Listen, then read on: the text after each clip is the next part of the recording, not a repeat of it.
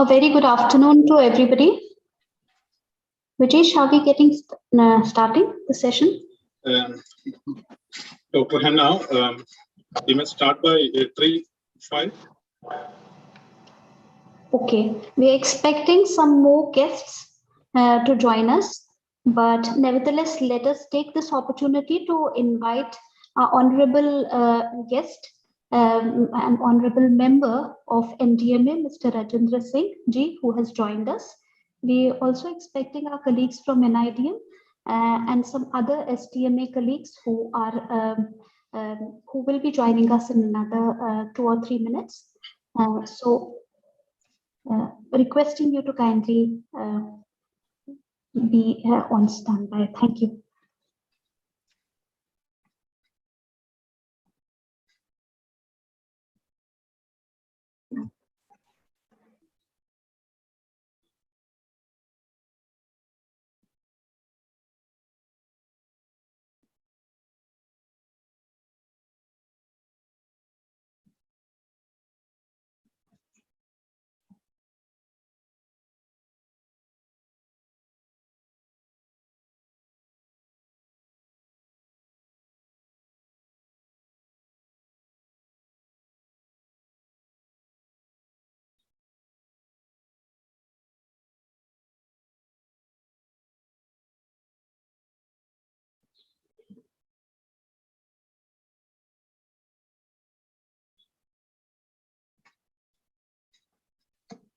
Vijesh, can you put the agenda on the screen? Yes.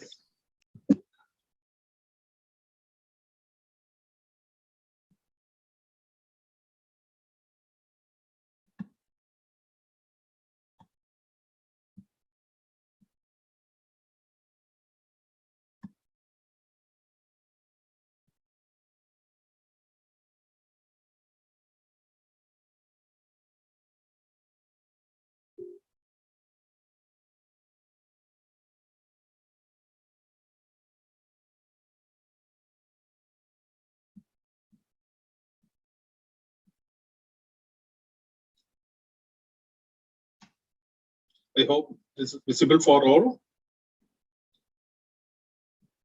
Yes, Vijesh, it is visible. Yes.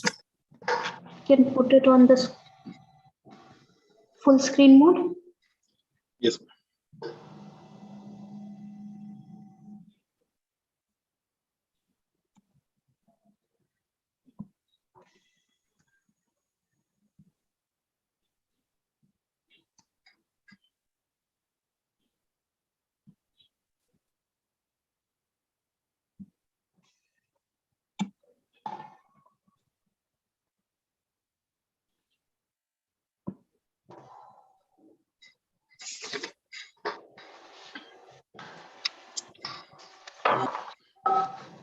Dr. Hannah, let's begin now. Yes. Okay.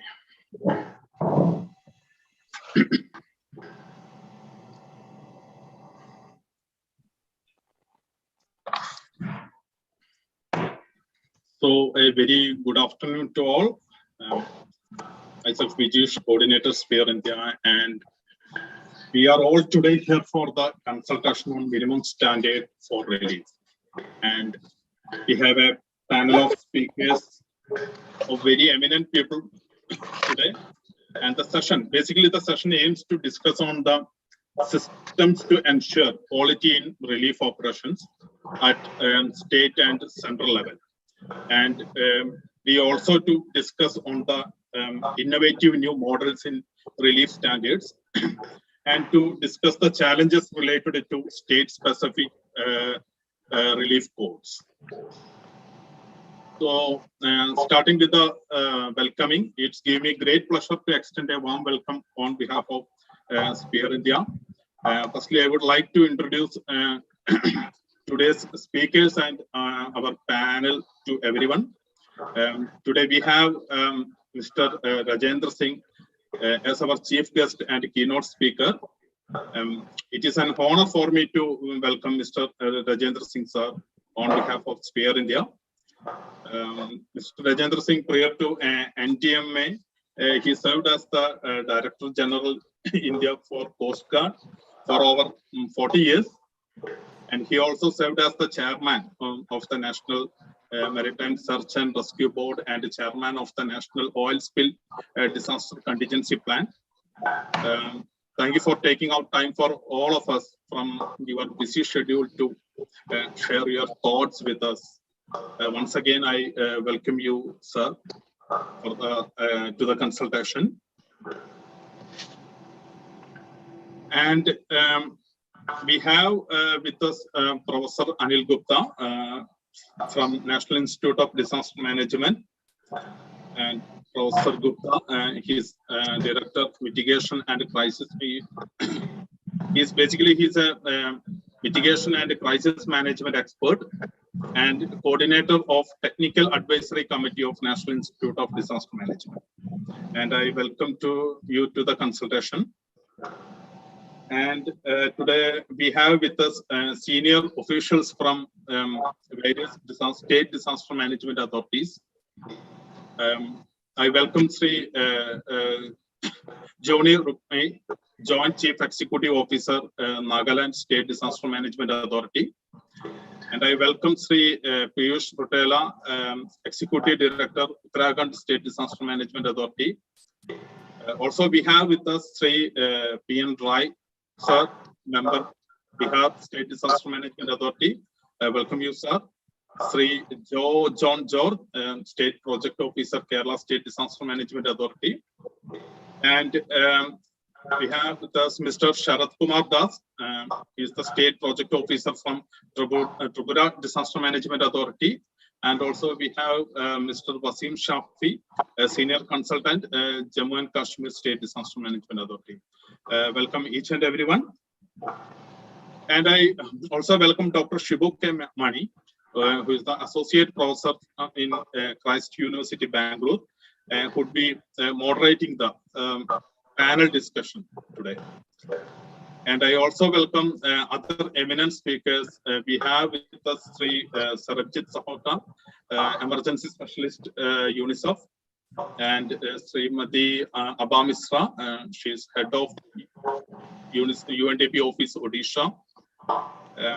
Maybe in her absence, I welcome Ms. Lee McQueen, Senior Program Manager, NCDHR, and we have Dr. Aniruddha De, Chairperson to some, and Mr. Vikrant Mahajan, Chief Executive Officer, Spear India, and Dr. Pradesh C. Maman, UNICEF Kerala. Welcome each and everyone. And it's a pleasure for me to welcome the other participants who have joined from the various states. And your presence is highly appreciable, and I welcome you all. And once again, I extend a warm thank to each one and you to be part of this consultation. So with that, I would like to give over to Dr. Henna, who would be moderating the first session. Over to you, ma'am. Thank you so much, Vijesh. And we are very, very honored to have with us the Honorable NDMA member, Mr. Rajendra Singh ji. Very, very indebted, and thanks for accepting our kind invitation to be a part of this and to chair the entire and steer the entire process. We're looking at your leadership and your guidance and support to lead us through the proceedings of the discussions today. Thank you so much, sir. Very, very thankful to have with us. He'll be joining. I don't know whether he's joined, but he'll be joining in a while. And he will also be setting the context and giving us more info about how and why. And Professor Gupta is already here. We are very, very thankful to have with us authorities from 6 states. We have Kerala, Nagaland, Bihar, Uttarakhand, GMK, and Tripura. We wanted to have more SDMAs, but unfortunately, because of their, some other requirements, they were not able to make it. We also have with us some of our UN colleagues. Sarabjit sir is here, Abha ma'am is here, and Pratish is here. And we also have some representation from local organizations like PRISM and NCDHR. Lee and Aniruddha are here. We are also joined by and cordially, graciously accepted the moderation part of the technical session. We have Shibu sir with us. And thank you all for making it to this very first round of a very interesting debate and discussion. We all have gathered today to listen to insights from various state authorities on their quest to put together the minimum standards of relief. In 2021 alone, we have grappled with 17 major disasters, and one of the stark observations has been the challenges vis-a-vis minimum standards of relief in states which have a large population and require a lot of assistance, which have limited resources, which also have absence of guidelines and policies on quality response, and providing timely and effective relief assistance and support to affected communities during disasters has been a major challenge to all the stakeholders. The need of the hour, therefore, is to have these very updated guidelines that would clearly lay down the minimum standards of relief to the affected population in an inclusive, timely, and effective manner. The minimum standards are qualitative in nature and specify the minimum levels to be attained in providing relief to the persons affected due to disasters.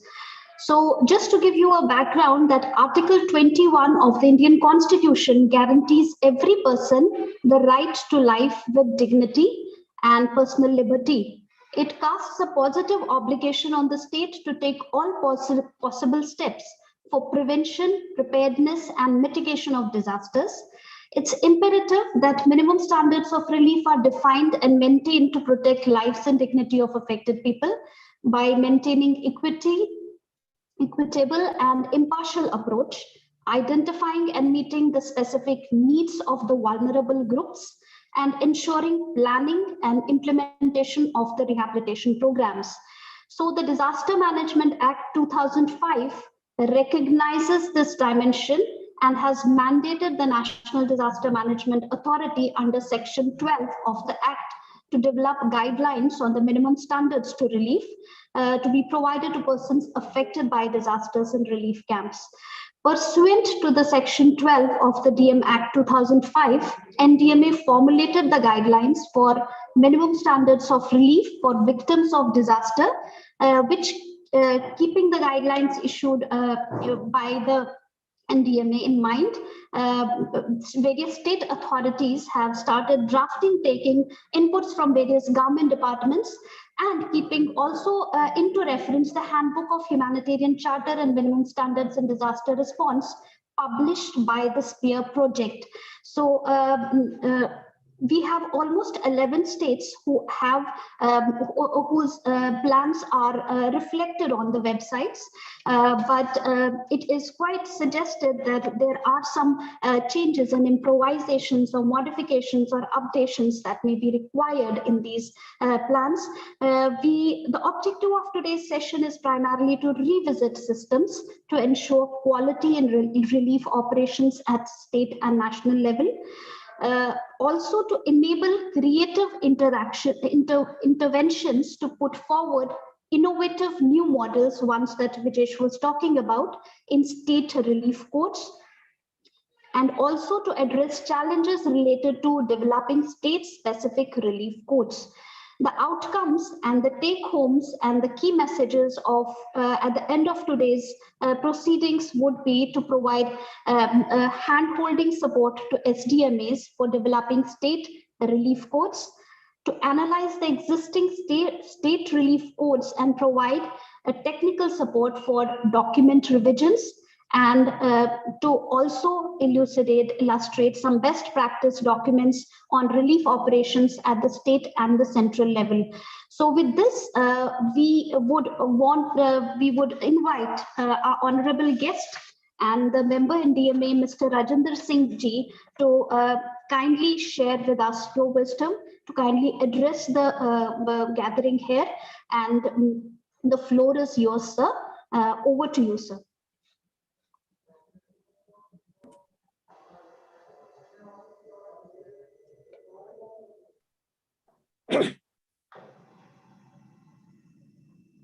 Dr. Hina Hezai, my friend, Professor Anil Gupta ji, Namaskar, sir. Vikrant Mahajan, CEO, Spare India, Mr. Sarabjit Sota ji, and other dignitaries present here. A very good afternoon to you all. It gives me immense pleasure to be here amidst all of you for online national consultation meeting on strengthening the state minimum standard of relief. I appreciate organizers, Spare India, UNICEF, and SCL Foundation for organizing the webinar on this very important and pertinent issue, which is also need of the hour. Although that Madam Hina has already said, I thought she is speaking on behalf of NDMA. So next time we are going to take her in NDMA because she knows in and out of NDMA what NDMA is doing. But here I like to say that, ladies and gentlemen, the providing timely and effective relief assistance and support affected community during disaster has been a major challenge to all stakeholders throughout the world. There are many reasons for this, such as large populations that need assistance, limited resources, improper planning and implementations, lack of clear guidelines and policies on quality of response, so on, especially at state level.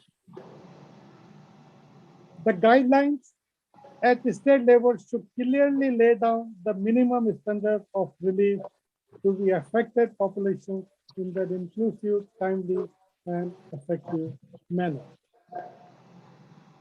The minimum standards are qualitative in nature and specify the minimum level to be attained in providing relief to the person affected due to disaster.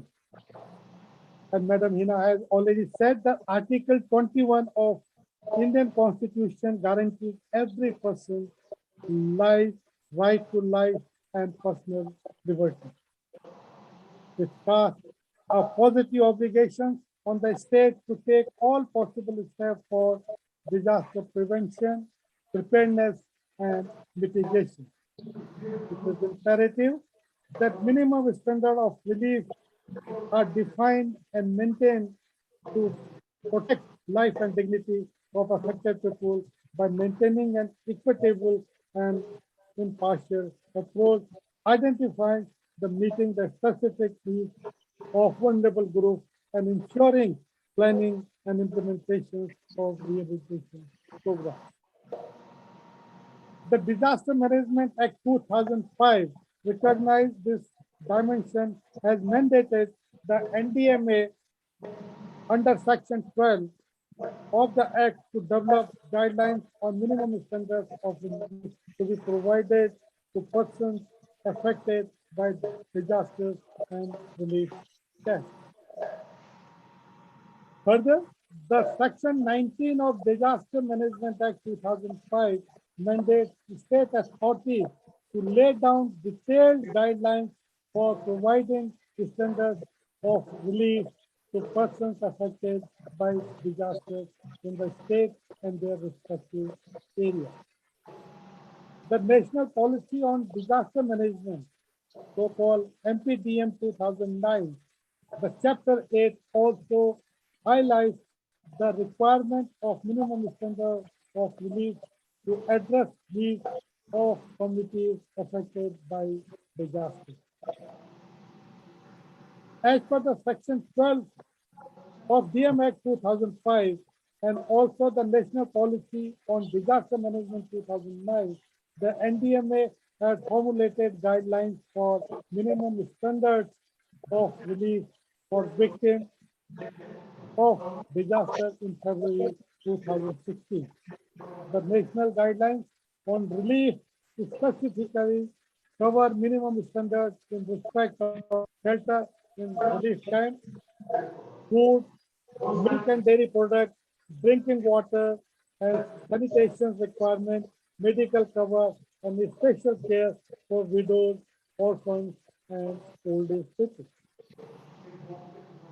Here I must say that Spare India hold a unique place in sector and in the constantly evolving humanitarian landscape and contributing in the area for the last 2 decades. The Spare India minimum standard provides the basis for need assessment and analysis in each sector with assessment checklists available in each chapter. That's the kudos to Spare India. At the onset of a crisis, Spare standard helps to identify immediate needs and prioritize activities that will address these specific needs. The standard, therefore, also serves to improve coordination across organizations and sectors. Keeping the national guidelines issued by NDMA in mind, a total out of 36 states, 16 states and UTs have come out so far with the state-specific guidelines notifications on the minimum standards of relief. As a matter of fact, most of the states have developed minimum standards on similar lines as a national guideline. However, few states have worked very extensively, keeping in view of localized requirements and also developed the minimum standards on waste management, including collection, storage, and disposal of the same.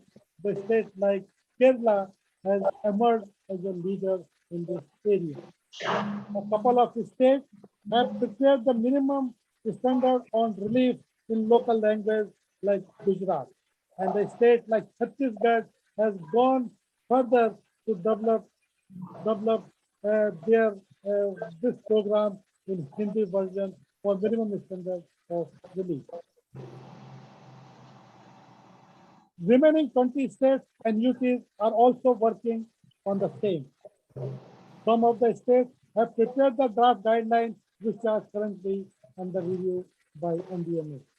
However, there is a need for further strengthening of the state minimum standard, keeping in view of local issues and requirements.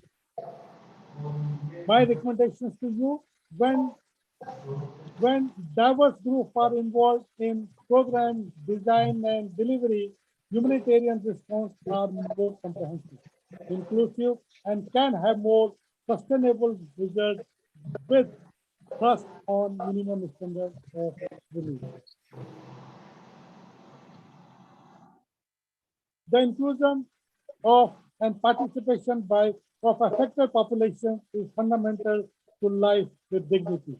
The state should involve the local stakeholders in the process to design and review of minimum standards of relief. The humanitarian response should change and adopt over time and avoid creating age dependency. Access to basic services, food security, and livelihood should be carefully assessed, including any discrimination. At the state level, when humanitarian organizations respond in the same area as domestic or international agencies, it is important to be well aware of each other's mandate, modus operandi, and capacities and limits. The takeaway point to the final, I want to say the state has the primary responsibility to provide assistance and protection to persons affected by natural disasters. In doing so, they are obliged to respect the human rights of affected individuals and to protect them from violations and exploitations of their rights by private actors as well as from disasters. It is therefore imperative that all actors involved in disaster response, including state agencies and civil society, humanitarian organizations, take concerted measures to safeguard the human rights of disaster affected individuals, groups, and communities and ensure their interventions do not facilitate discrimination or substance. The guidelines on the quality of relief should be adhered by all the states and UTs as per the national guidelines and should also take into consideration in local considerations. The minimum standard of relief laid by NDMA should be consulted while drafting the state minimum standard of relief. I'm sure this national consultation will act as a platform to capture all the consulted issues and challenges and help in drawing a clear roadmap to take forward towards further strengthening the minimum standard of relief at the state and in a very synergic manner. At the end, I would like to thank Spare India, UNICEF, and SCL Foundation for inviting me for this function. Thank you very much, Jai Hind, and all the best for this meeting. Thank you.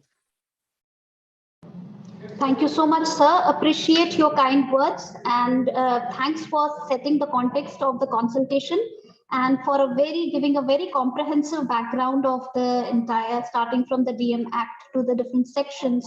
And indeed, the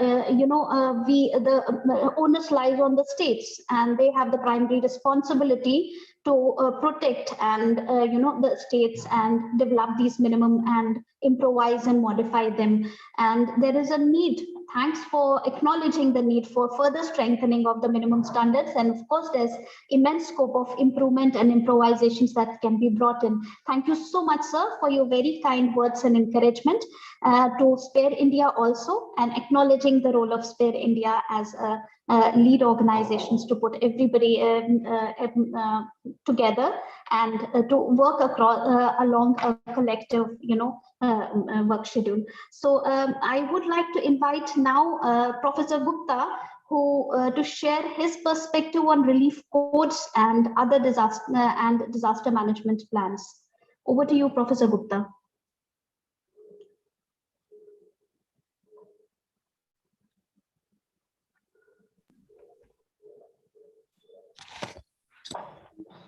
Good afternoon, everyone, and good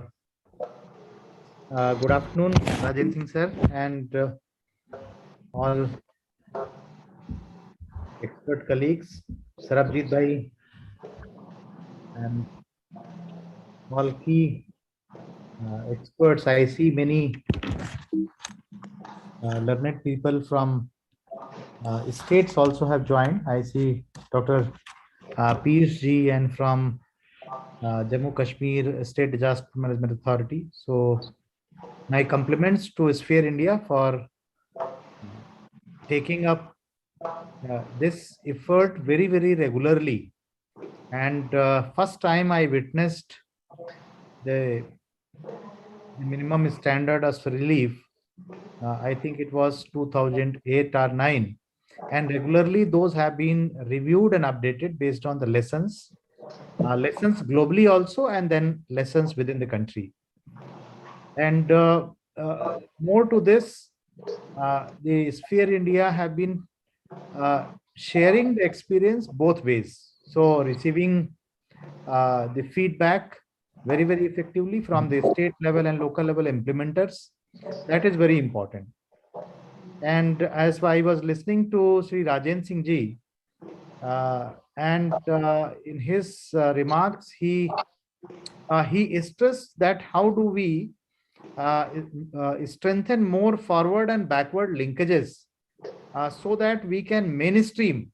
So institutional architecture, particularly down the states. So that is very important, because in the country now we have very good competency in coming up with very good policies and plans at national level. To a great extent, in many of the states also, we have much better mechanisms as compared to the past. But still the gap area lies where actually the disasters are being faced on the ground. So there we find sometimes very, very significant gaps And this initiative of minimum standards for relief certainly brings certain answers also, but at the same time, certain questions also. Answers to help ease the planning and make it more effective planning, and questions basically to find out few answers to few new questions, and that will be more beneficial in the long term. First of all, globally we have agreed and we have recognized that disaster relief is not exactly a matter of mercy or feeling pity about something. So relief has not to be on that basis. But Dr. Hena was also referring to right to relief, the Article 21 of Indian Constitution. And Article 21 has been interpreted in various meanings. So when we say dignity to life, or the life full of dignity, basically, then it also relates with human rights. It also relates with the right to breathe in clean air, breathe in to have access to the clean and potable drinking water, so many other things. But in reference to disasters, what is the immediate need in the aftermath of disaster is just after rescue and rescue operations, or when the people are evacuated and kept in some relief shelters or these kind of locations. The major issue is relief. And we had a number of experiences, including case studies also, that sometimes there is an uneven distribution. Sometimes there is a shortage also. Sometimes there is excess also of the resources. But more to that, this shortage and excess also linked with uneven distribution or irrational distribution or irrational transport of material from where it is located to where the people who need those resources are actually located. Sometimes the people are stranded and there the relief material has to be provided. So, for example, for shelter, for water, for wash-related issues, waste management and disease prevention. So this minimum standards has a variety of components included, including the key social sectors also. So that is very important. But along with social sector, the aspects of environmental health has also been very, very significantly incorporated, because it is the time after the disaster, that period of relief, when actually we can if we have planned prudently and our actions are proper, we can reduce the post disaster burdens. Or if we fail in a more effective planning and effective operation of relief, then we need to have a prolonged period of relief, and then recovery is also affected. The issues related with the special vulnerabilities of women, for example, when we talk about shelter, when we talk about the toilets for example, if we say that number of toilets per 100 people, so the ratio has to be different for men and women. If a limited number of toilets for 100 persons in male population, and for women may not be the same, or may not be that effective. So that is also the issue. Then facilities for children, and within children also a different age group of the children. Then certainly within children also the girl child, and then the adolescents, their psychological dimension also comes into picture. We'll have to think about. Then care of neonatal. Then within women also, I think we have started discussing about that, the women in general, but women, ailing women or lactating women, the women nearing their date of deliveries, so pregnant women, the issues of disabled. I think these things are now being discussed, that to what extent we can touch upon these issues through a more kind of a more framed architecture, through this means of this minimum standards. But the major issue comes that how do we mainstream this document or the approach that we have in the form of minimum standards for local level implementation. So three kind of plannings there. I would suggest that we should work and we should come up with some prototype or pilot examples, and that can be demonstrated that how this can be institutionalized. So one is that decentralized planning, that district level, and also district level planning, then local level. So urban local bodies and panchayats also. That how do we refer to minimum standards and to see that what kind of provisions are already there, and if not there, what kind of provisions we need to recommend or we need to envisage for.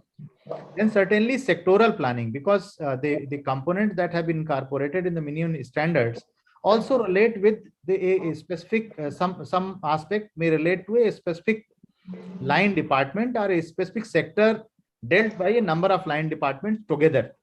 And certainly there are coordination mechanisms or issues of coordination among sectors also, among departments also at various levels. That also comes in picture. For example, if we talk about the food supply, so other things will come like warehousing or these kind of things come. If it comes to hospitals, then are the health facilities, then certainly the access routes, then the other subset facilities and their relating sectors will also come into picture, like transport. So these things are important. Electricity, that is also important. But what are the expected benefits if we enforce or if we try to promote this minimum standards of relief by institutionalizing this? One is very important, and that is of optimizing the resources of relief. As I already referred to, that scarcity or excess. So this uneven distribution or irrational distribution, and basically here I would say that equitable distribution or equitable facilitation is important, that what kind of resources are needed where. So that is important, and past case studies also tell that even if we are to provide food, so what kind of food stuff should be provided to which kind of people, then age group, then the cultural also synergy. So these kind of things are there. Sometimes there are excess of some materials, and that again becomes a burden. So minimum standard of relief will also be helpful in identifying that what is the minimum need, and we can have a little bit of flexibility, but not too much, so that unnecessary stockpiling can also be reduced at the place where those are not actually needed and can be diverted to the place where that is actually needed. Then more specifications or specificities can also be addressed, like within minimum standards of relief, the disaster-wise minimum standards. For example, the same kind of relief may not be required in case of landslides, the people affected by landslides. If we compare that, the people affected by drought or affected by floods or affected by health. So, for example, people affected by the pandemic, the relief material is different, our relief focus is different. So we have to see disaster-wise also, and then previous speaker also referred to the region-wise or the state-wise. So how do we start looking at a state-wise? So what is the multi-hazard exposure of the various regional and local units within a state, like how many districts are flood prone, how many districts have active landslides. So these kind of things, or the cyclone prone areas. So that can also help us to understand the repercussions and how to customize these standards and mainstream at local level. So that is important. Then the last point here, I would say that having a minimum standard also would enable the more proactive approach, as now the current focus of disaster management is on reducing the loss and damage. And we all know that even if with the early warning and local preparedness, we have been able to reduce the loss of life significantly in certain kind of disasters. But losses in terms of economic damage has been increasing. So there is a direct relationship when the infrastructure is affected. So that also poses complexities for our relief operations also. So communication, electricity, these kind of infrastructure, uh, which type of infrastructure would be required in ensuring the minimum standard of relief are made operational during the future any future disaster. So what kind of infrastructure facilities are become more critical.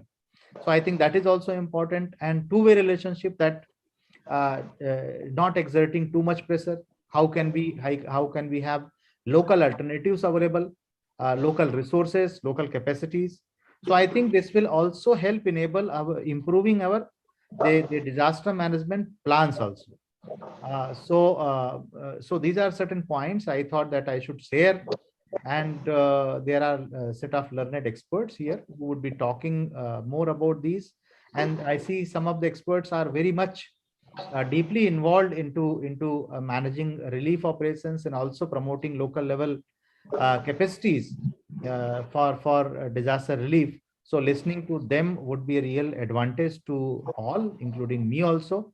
And I would be very keen to listen to their views, that how do we take the advantage of the minimum standards, and how do we promote the mainstreaming and institutionalizing the provisions that have been reflected here, so that we can ensure that to the best possible extent their benefits are leveraged to the people who are likely to be affected by disasters. So thank you, and over to you, Dr. Henna, for taking the agenda forward. Thank you so much, Professor Gupta. That was quite succinct and come across very useful reminders like flagging equal access to resources, decentralization and district level planning, importance of sectoral planning. You've pointed out the technical nuances of expected benefits by institutionalizing the entire process, and the merits of equitable facilitation and distribution. You also talked about and touched based on hazard specific minimum standards and unpacked the how to customize these standards, and also talked about the logistic and operational challenges and complexities that are involved, which hamper this relief, access to the most affected. Thank you so much. And we will now invite Vikrant Mahajan, CEO Spare India, to kindly unpack and take it further to the points that have been made by NDMA and NIDM, and to demystify what minimum standards means for all of us and how to take it forward. Over to you, Vikrant.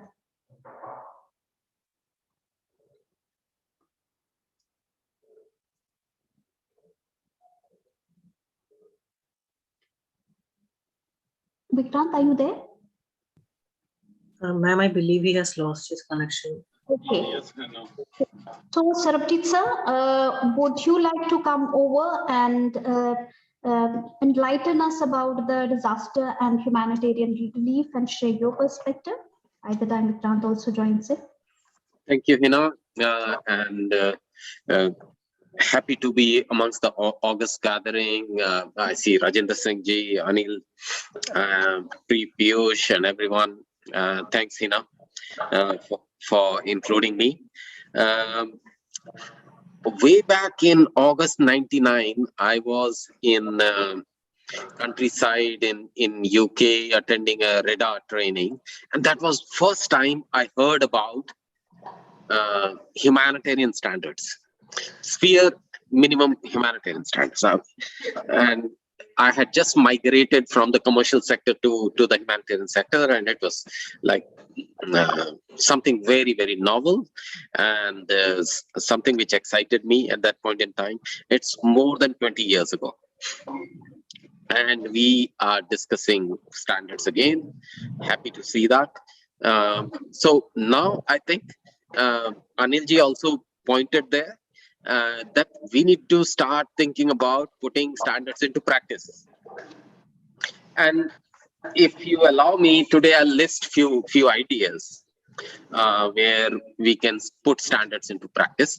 And again, the the sort of direction I'm pointing to is to myself and to Sphere India, and what else we can do. First one is that the practice of preparing humanitarian response plans, sector humanitarian response plans at state level, so that we know what we are going to do in 2022 or 2023. Every year, let's make a response plan, and we know the humanitarian profile of the risk profile of the state, and let's prepare plans and set sector targets. What are we going to achieve in 2022 or 2023? Prepare multi-year plan if necessary. That will feed into your coordination mechanism. And coordination is also required for implementation of standards, because as Anilji was mentioning, you cannot implement the same standards of water in Rajasthan compared to the standards, same water standards in Kerala. The availability of water is different. Hence, there'll be need for adaptation of the standards. So adaptation of the standards becomes an important coordination function. Okay. And then once you have some clarity on the response plans, you would have to decide on what equipments, what kits you will use. Yeah. Again, the issue of standards comes in, because I just shared one document on the when you started the meeting on use of recreation and education material in the child-friendly spaces. So that brings me to the next point in terms of practice, that having supplies is not enough, but how do you use them? And that's again a practice issue and a standards and norms issue. How many and how much, and etc. etc. And finally, when it comes to the supplies, as Anilji was also mentioning, there are a number of other things that come in. The specifications of supplies. Again, that's a standards and norms issue. And the supply chain and the distribution and the equitable distribution and the equity aspects and so on and so forth. So a lot to be put into practice. Putting standards into practice is a long story. It requires a lot of action from all of us, not only government, but civil society has to work very closely with, and you guys are already doing it. Interagency groups have to come in. I'll stop by pointing you at another opportunity which is emerging, which is that the 15 Finance Commission funds now are split into 4 parts. Now, we are no longer using Finance Commission funds only for response and relief. We are also using them for mitigation, reconstruction, recovery, preparedness, and capacity development, along with relief and recovery. Now, that brings, though there are guidance from Ministry of Home Affairs on how to use these funds, etc., but there is still need for setting benchmarks of practice. So standards should be followed by benchmarks. But to what level are we going to do? What are we going to achieve? What are the outcomes of this? And this is where I would call upon Sphere India to look at the whole common humanitarian standards, and then look at this whole piece of opportunity of implementing 15 Finance Commission funding and utilization in the states for mitigation, prevention, reconstruction and recovery and preparedness, etc. And set the accountabilities and the benchmarks of practices. So much so, I mean, in brief on the practice, I could go on forever. So I'll stop here. Thank you, Hina, over to you. Thank you so much, Sarabjit sir. And that was quite very succinct and very to the point, but very important pointers that you pointed out. Because of the paucity of time and because we have almost 6 state speakers followed by some other from the local organizations and some of our UN colleagues, we would rush through the now proceedings of the technical session. I would request, Vijesh, has Vikrant joined back? No, not Okay. So then we maybe he has some issues and he's traveling also, so he may join us in a while. And we will hand it over to Shibu, and we have 6 state presentations and perspectives to be heard from different STMs who have joined us today on their achievements, on their challenges, hurdles, obstacles, and some of their the progress that they have made. So we would like to hear from all of them, and I would hand it over to Shibu to kind of moderate this particular technical session. And after which we'll have a few more sessions. But let us stick to the time and let us allot a time, specific time. Otherwise, this session is going to have spillovers. Yeah, over to you. Yeah, thank you very much. Am I audible? Yes, loud and clear. Yeah. So I think the stage is set. We are actually in the pursuit of standardizing the products and the process. So that is where the standard operating procedure comes in, the standardization of the material comes in. The speakers before me have already indicated all of these things. While I was, for some years before, I was going through a paper which is birthing us here, which is a technical paper appeared in the journal called Disasters, which says that the dignity is the key. So the dignity is very much connected to the rights, natural rights, human rights, the legal rights, the constitutional rights, whichever typology it falls in. So what I would like to say at the outset is we have negative rights and the positive rights. So we don't have the right to take away the rights of the people.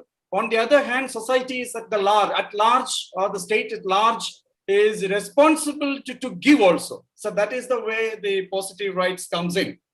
So with this, I will come back after the presentation or the deliberation by the 6 state representatives. So what I would suggest is, keep it to 8 to 10 minutes, where you can just convey how the idea of minimum standard has been perceived in your state and what's the outcome. Definitely there should have been a guideline or a code.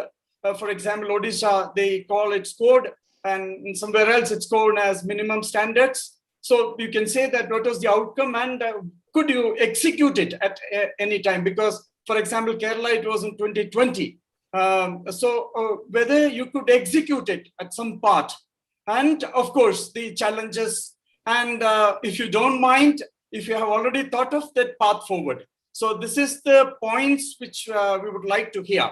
So I'm just stopping my sharing here and then giving the floor. 1 second.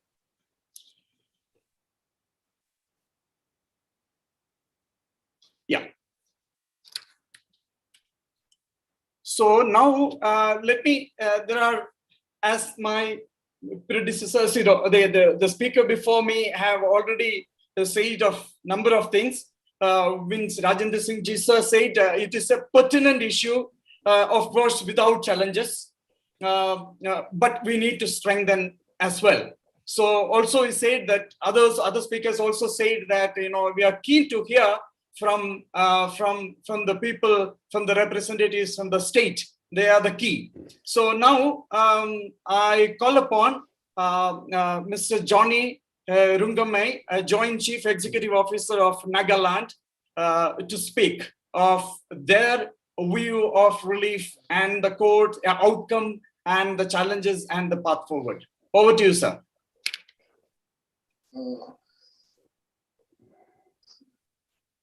Good afternoon, everyone. Very good afternoon. Yeah, I'm Kenny. I'm not Sir Johnny.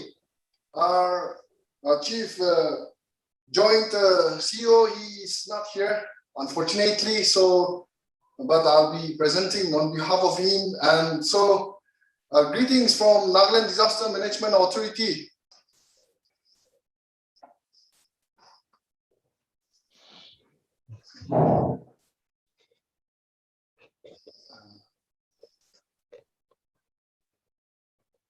Can you see our screen?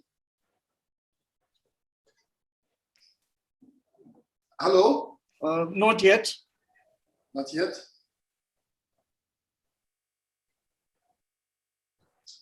Screen. Screen. Okay. Okay. Okay. Here's a very brief presentation from us. Can you see now? It has not appeared yet on the screen. We can see the room which you are standing. Okay, okay. There is a share option and you might have to share the entire screen. So. Okay. Okay, okay. Yeah, it is appearing. Yeah. Okay, okay. So this is from Sir Johnny. So, okay, our state, we also have this minimum standards of relief starting from 23rd May since 2016. And here are some 3 points that we would like to share. Because of a closely knitted community fabric in Nagaland, the community involvement enhances the quality of relief standard assistance in the state. That's the first point. Second, while we have minimum standard of relief in place in order to bring a cohesive response in the event of a disaster, we need to strengthen the community level disaster management institutions such as VDMS, Village Disaster Management Authority. And thirdly, huge economy being controlled by the private sector. We need to incorporate a window at the national, state, and district level of disaster management institutions for CSR resources to strengthen the standard of relief. Thank you. That's all from our side.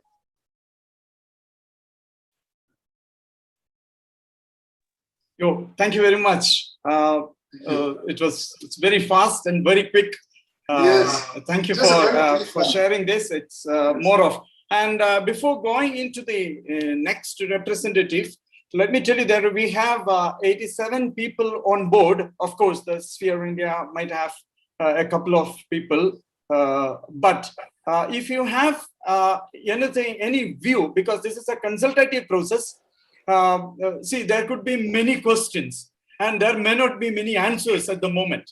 So pertinent questions may be being asked. So the views can be put in the chat box, which is available to all of you. And the Sphere India coordinator would be monitoring that and will be taking it seriously, because as Professor Anil Gupta and the Rajat Singh ji said, this is a sort of first step.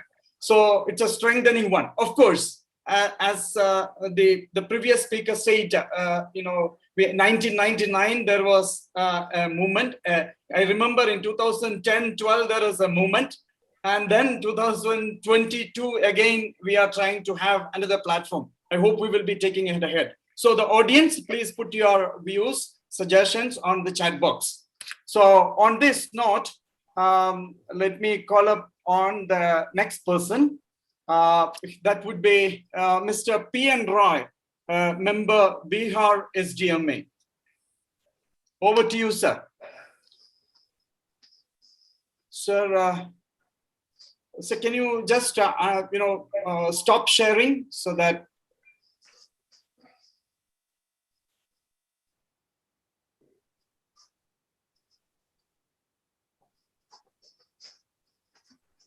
Yeah, thank you very much.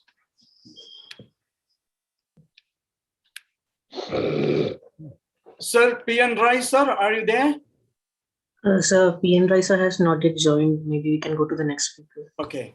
So we have in that line in the schedule, we have Dr. Piyush Ratula from Uttarakhand. Piyush ji, sir, please, Yeah. the floor is with you, for you. Yeah, I'll be brief. I don't have any presentation. That's fine, sir. Yeah, we all will agree that disaster relief is a period of, say, in the disaster management cycle that is, say, under media scanner to activate the masses. Their aspirations have gone up. They don't just want relief, they want, say, a quality relief. That's one thing. To add to it, we have previous speakers have discussed about constitutional rights, legal rights, and other kind of things. And we are talking of a disaster situation, say, where it's normal for the service delivery to be disrupted, quality, whichever the people were normally availing. So there is a deterioration in service delivery, quality, and other kind of things. And we are talking of, say, minimum standards. Previous speakers, Anil and others have said the Constitution provides right to life, which can be interpreted as a dignified life and other kind of things. It's not only for disasters, it's for all the times. Rather than just restricting ourselves to disaster situation, we say ki what should be minimum standards, say, for routine times, say.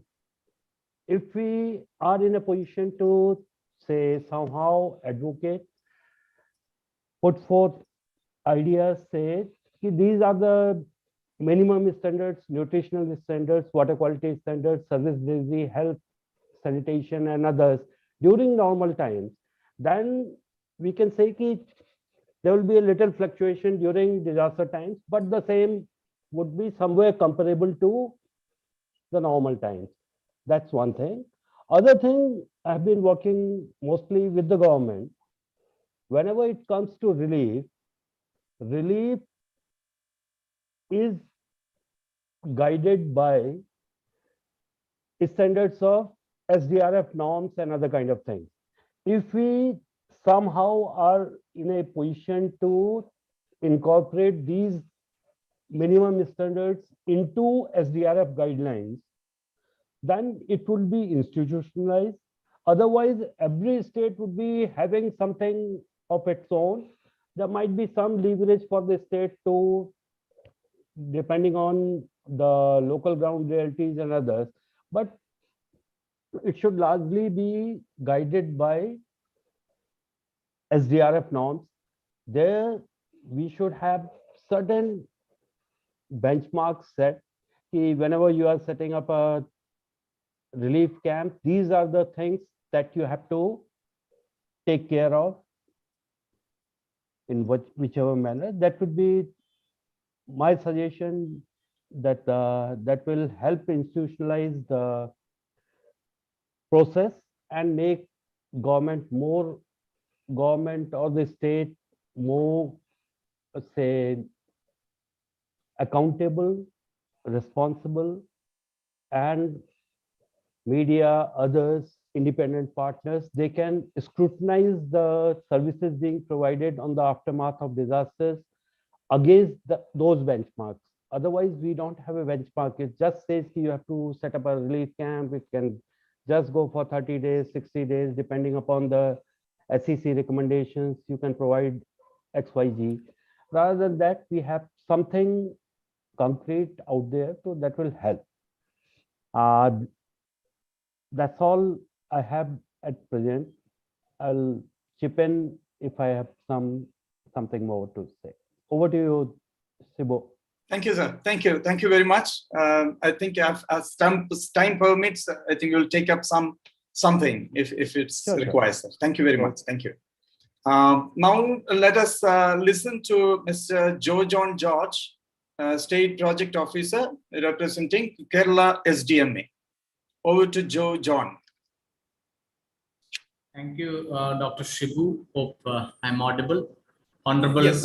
Rajendra Singh ji, Anil Gupta ji, Dr. Henna, my colleague Vijesh. Good afternoon, everyone. So I would be sharing the experience of Kerala State Disaster Management Authority in bringing out the minimum standards of relief. So I'll just show the process, the milestones, how we have come across this document. In fact, NDMA had directed the states in 2016 to prepare the standard, minimum standards of relief based on the Honorable Supreme Court's direction.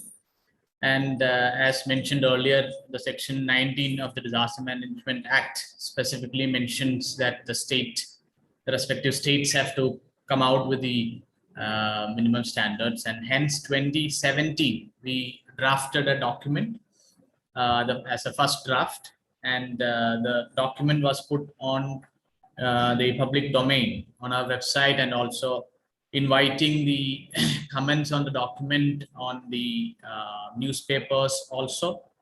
2018 and 2019 we had various consultation meetings at the state level, bringing in representatives from the districts. As you may be aware that the Revenue Department is a nodal department which is mandated to look into the relief code and relief norms in the state. And hence we had invited all the revenue officials to the state headquarters, and we had a meeting with them, and we presented on the standards that we were putting in. We also had sought suggestions from Sphere India, being the civil society organization, and also as the custodian of the international humanitarian standards. And finally, in 2020, the State Executive Committee approved the minimum standards, and it is on the public domain. So as you can see, it took over 6 years to finalize the document after a thorough consultation with the civil society and also with various departments, as many departments are involved in preparing and also to implement. As you were mentioning the implementation, definitely we could implement the minimum standards of relief in the state. And the major provisions or the major sectors are of sixfold. As you can see, temporary shelters, waste management, food, health, sanitation and hygiene, and also water. I don't want to elaborate on each of these. Of course, we did not fall short of the standards of NDMA. In some cases, we have tried to be optimistic and raise our standards to some level. For example, the number of toilets which has been directed was 30 for 30 people, one toilet. Here we have, in the state, we have reduced it to 20. So likewise, in some of these standards, we have raised our kind of the quantity and also the quality of assurance to the people actually. Moving forward, as you all will agree, there is a dynamic component in all the minimum standards of relief. This document came out in 2020. However, while preparing the document, we did not face the COVID pandemic. So ever since the COVID pandemic, we have issued this Orange Book on Disaster Risk Reduction, which is published by KSDMA every year. It is mostly done in the month of May prior to the monsoon. And this document stands as a guideline or as SOP to all the departments. In fact, in 2021, this document has directions to 36 different departments, line departments, and also the local self-government department and local self-government institutions. As you may be aware, we have a very strong local self-government institutions in the states, and all the local self-government institutions have prepared the disaster management plan. and the potential relief centers, which which is covered in all this local self-government institutions are being tracked, and in some districts it's also geotagged and has been available online. So that is one good thing that we could do, follow to the relief standards. And this orange book is also available, which is in Malayalam, unfortunately, for those who couldn't read it. The directions in the orange book stands again with not less than the standards of the minimum relief code. So this is how the mechanism by which the state has implemented the relief norms and relief code minimum standards. In fact, after the 2018 floods and the subsequent disasters in all these last years, we have also incorporated the part played by civil societies through the interagency groups. Especially, I would like to acknowledge the contribution done by Sphere India, so that in the relief phase of any disaster, the local self-government institutions, along with the civil society organizations, also play a big role in providing immediate relief to the people who are affected, as so much so that the humanitarian standards are being met in whether they are in the relief camps or whether they are from their they're residing in their own homes. Now, you also asked for some challenges. The major one is the financial provisions to ensure these relief norms or the standards. If we talk about hygiene kits or incinerator in each of the toilet to dispose of the sanitary napkins and all such things. So the norms which has come from the government of India in effective from 2015 I think it is yet to be revised, and it is in some cases it is quite inadequate for the state to find funds. Also, for example, one person per day is given 60 rupees for food, daily food expenditure and clothes and all that. So for each item there is a limit for to give as a relief amount. However, the state finds some more amount from the SDRF, and this is being routed through the DDMAs to the respective local self-government institutions. So that is one of the major challenge that we have faced. And child-friendly spaces, yes, Sarabjit ji was mentioning about that. We also kind of admit that child-friendly spaces are not enough in most of the relief camps. There also we need some financial assistance as well as technical guidance to ensure that all the relief camps will have child-friendly spaces. And in a typical scenario in the state, we also find it difficult to relocate people who are in the relief camps for a longer time when their house is fully damaged or collapsed, to find a space for them and also to relocate, to construct. Again, the norms of the at the national level is the inadequate in a state like Kerala. It's around 1 lakh plus. However, the state is giving around 4 lakhs for house construction. So these are various challenges that we face while we try to implement the minimum standards of relief. So that's all from our side. Thank you for having us also in the panel. Thank you to Dr. Shibu. Thank you. Oh, thank you very much. That was quite illustrious. In a short time, Mr. Joe has said what the states. In this way, we can also see that the view, how the state views the relief. Now, thank you very much, Mr. Joe, for that sharing. Now, we would listen to Tripura SDMA. Mr. Sharat Kumar Das, State Project Officer, would be representing Tripura SDMA. Mr. Sharat Kumar, over to you. Okay, very good afternoon. Do you hear me? Oh, yes, very much. Namaskar and good afternoon to all the esteemed speakers, the guests, and also the Spear India, UNICEF and SL Foundation for inviting me.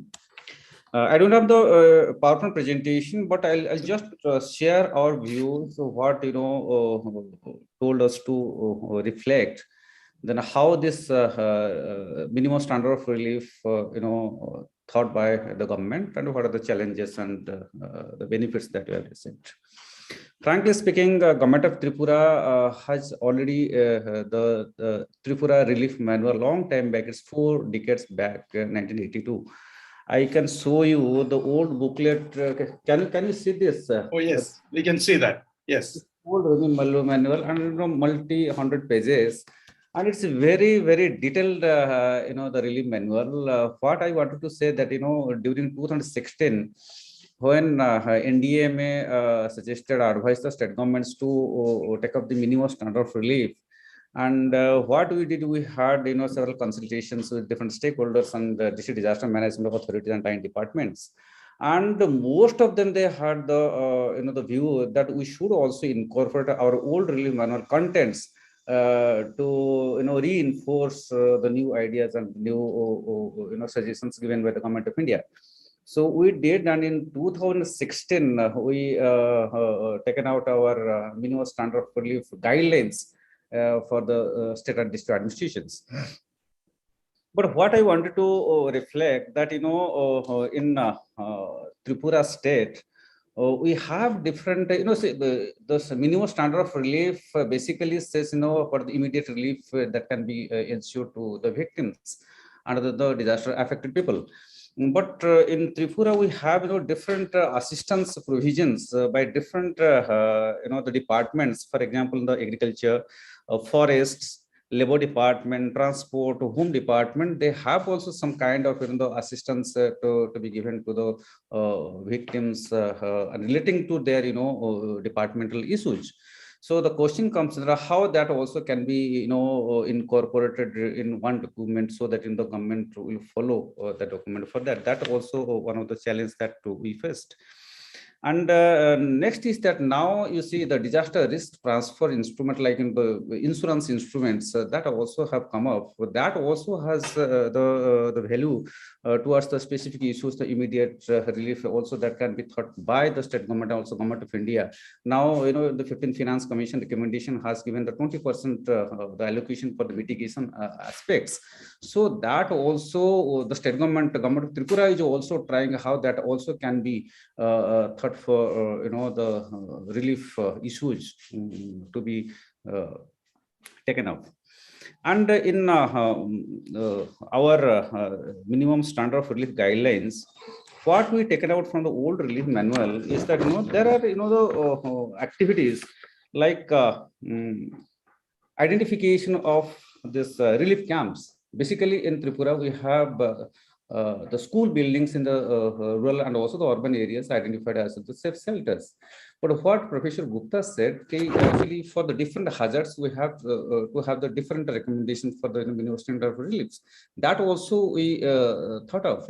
And we taken out some measures actually for earthquake, such kind of the buildings to be taken as the safe shelter, for the floods, such kind of criteria, the minimum standards should be there, so that it will be considered as a safe shelter. It should not be like that in the school building in the low-lying area to be identified the safe shelter for the floods, whereas the the dilapidated house should not be considered as the safe shelter for the earthquakes. So that also the thing on the further guidelines to be taken up by the state government as need by need of the local context.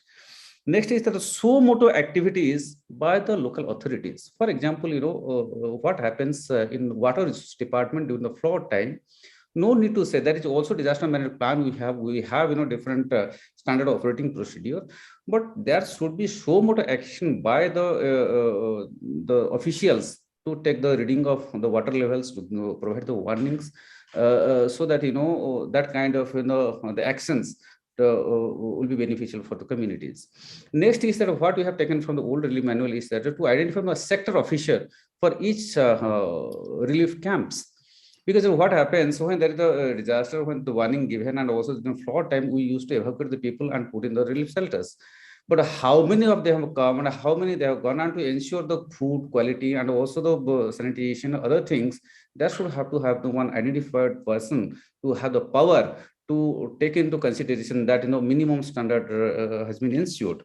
So that we have already taken. And next is that the meetings before the Kalbaishaki, I mean before monsoon and before the cyclone season, there are also the standard months like April, March and April months have been identified in the relief manual to have the meeting by the district and state administration to take a stock of the preparedness measures.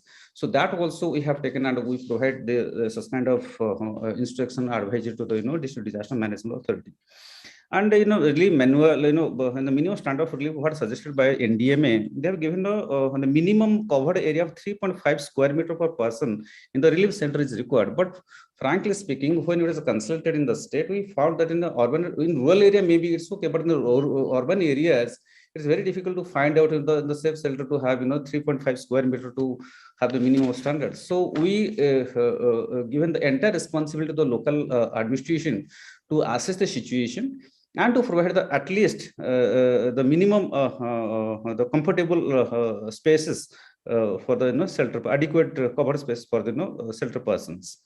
And also we have seen that during this recent COVID-19 pandemic situations, and during that period, we have the multiple disasters also, cyclones, floods, and other things. And those relief centers we have identified that to accommodate and also to maintain the COVID appropriate behavior, we need more safe shelters. So during this year, this is also strict instruction given to the DDMAs to identify more and more safe shelters, and also if it is required, there should be a provision to have the temporary shelters at the time of required, and also to have the pre-contract with those suppliers to provide those metals and also the food materials to ensure the immediate fooding, also the accommodation for the evacuated persons. And regarding the one issue that we have faced, maintaining the food quality, like minimum 2400 kilocalorie per day for adult, and to maintain 1700 kilocalorie per day for the child. So what we have done, we have instructed to the district disaster management authorities to take the support from the food department to ensure that what kind of food that you are providing, whether cooked food or ready-made food, so that such kind of the food calorie should be ensured to the shelter people. And for the local need of the habits of the people, the food should be prepared and also to supplied. And there should be different provisions if at all the situation permits to be provided to the old age, sick, women as well as the children. There should also be different kinds to be ensured. And also in place of 3 liters of drinking water per person, we have instructed the adequate safe drinking water to be provided. And in Tripura, what we have experienced so far, the food and water are definitely minimum standards the local authorities they do provide in the relief camps. And sanitation also. And in Tripura, what we have done, given the instruction to all the district disaster management authorities, while they are identifying, the schools are to be the relief camps, it should be ensured that, just after, the disaster response, the schools should not be occupied at the relief camps in lieu of, the functioning of the schools. So in that case, the space should be identified. The parcel of the the school building should be identified for the relief camps, and parcel should be taken in case of the school is open. That should not be hampered. So that kind of things. And another thing, the specific to local needs of Tripura, when the people are being evacuated, they don't come. That the refusal cases also come because they want not to leave their properties behind due to insecurity. Number two is that they want to take livestock with them to the relief centers. So that is also the instruction that we have given, that when there is the relief camps are open, there should be ensured that the nearby the livestock sector should be there, so that they should be secured. And our civil defense, home guard people, they are also so much they do take this safety measures of those left out areas. And there are so many things. There are so many things to discuss, though the pursuit of time. So these are from my side. So if there is any specific issues, then we will come up. Thank you so much. Thank you, Sharadji, to share that experience. I think personally, I could see an integration is already there in the departments, and also, tracking something previous, it's in 1982 document. I think that's a good thing to look into for every states, that what exists and may not be useful for everything, but of course it's a sort of benchmarking where coming from. Thank you very much for that sharing. And also I could see the cultural indicator to set these certain standards. That also, in a very small time, you could express that. Thank you very much. Having heard that, I request Mr. Wasim Shafi, Senior Consultant, Jammu and Kashmir SDMA. So he would be. So are you there? Yeah, good afternoon. Oh, very good afternoon. Yeah. Respected member NDME, Rajendra Kumar Singh ji, Professor Anil Kumar Gupta, NIDM, CEO Safir, Vikrant Mahajan, Mr. Sarabjit, and other colleague panelists. Today, I'm here and I had made a short presentation as it was desired. So, yeah, it's visible. Yeah, it's visible. This is the presentation overview of today's presentation for minimum standards of relief for Jammu and Kashmir. If you can keep it into a full screen mode, it will be much more visible. Yeah. I think it's now. Yeah. Thank you. It's visible. So we have also drafted the minimum standards for relief for the UT of J&K, and this is the outline of my presentation, in which we are going to talk. So this is the legal framework which has been already discussed by our esteemed panelists. That DM Act 2005 under Section 12 mandates all the national authorities to lay down the guidelines for minimum standards, and similarly for states to lay down guidelines for minimum standards for state. These are the contents of the guidelines which have been made by the UT of J&K. Actually, this is why I need to highlight this relief and rehabilitation camp definition. Whenever we have a disaster, so relief is given by state or district administration for a very limited period. And we cannot give relief for a long period, as people have to go to their normal, and we have to make people bringing back to normal. So these are the things for first 3 days. Basic norms to the possible extent may be followed, and from 4 to 10 days, efforts should be made to follow the norms recommended by JKSDMA guidelines for minimum standards of relief, and from day 11 onwards, JKSDMA's prescribed norms should be followed. As whenever disaster happens, and the magnitude of the disaster, if it is a big disaster which is taking your state government and district administration to that extent that these basic norms cannot be at once adopted. So from day 11, we need to adopt all the norms. First of all, ex gratia assistance, which is to be given to the NOKs.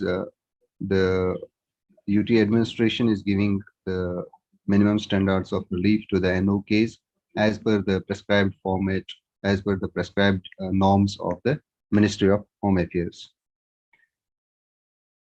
Temporary shelter, all the district administrations have to pre-identify the locations, and they have been told that to pre-identify locations of for shelter. So in case of any disaster happens, at that time, it becomes easy for the administration to relocate the people from the incident site to the shelter site.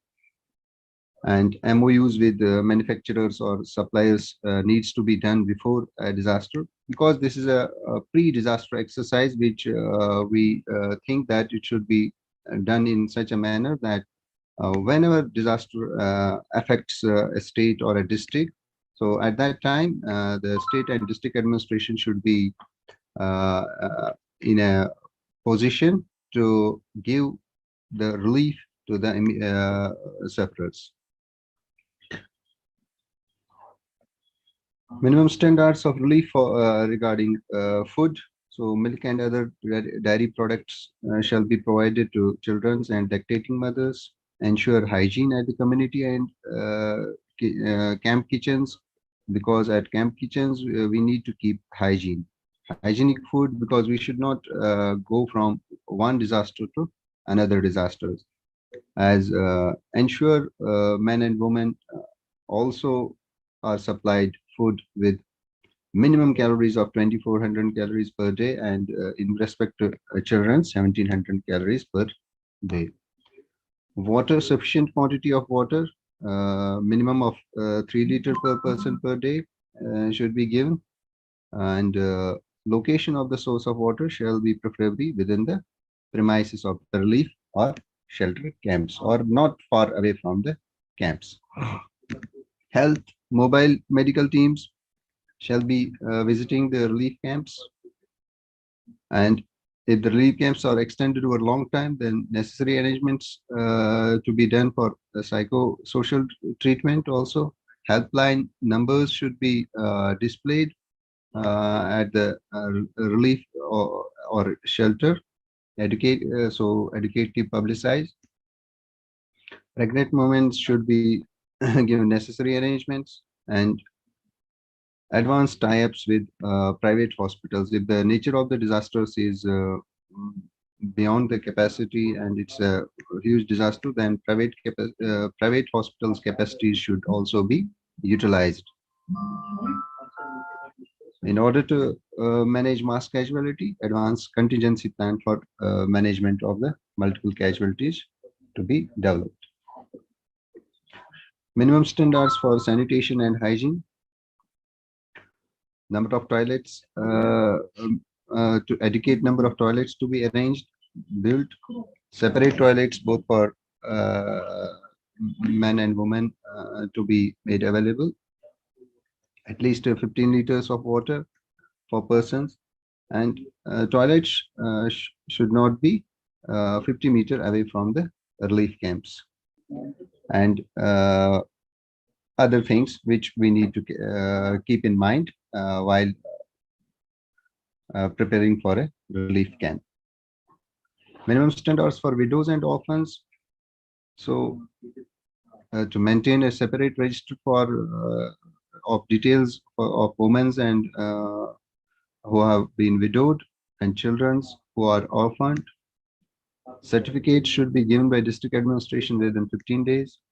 And state administration should give a reasonable amount for funeral, etc., because at that time they may not be in a position to give the funeral that, and necessary financial compensation, that is the ex gratia relief, that needs to be given within 45 days to the widow or orphan.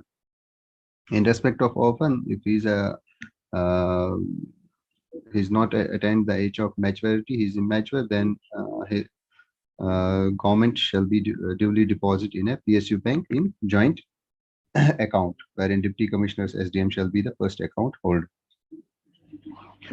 So these are the points which I want to just discuss. Before that, the minimum standards, if we can really go into ground, I think the district authority is the authority which has to implement these guidelines, which has to actually go to the incident site, and actually they have to set up the relief camps, and actually they have to give the relief. And below them, subdivisional authorities or village level authorities, whatever the case may be.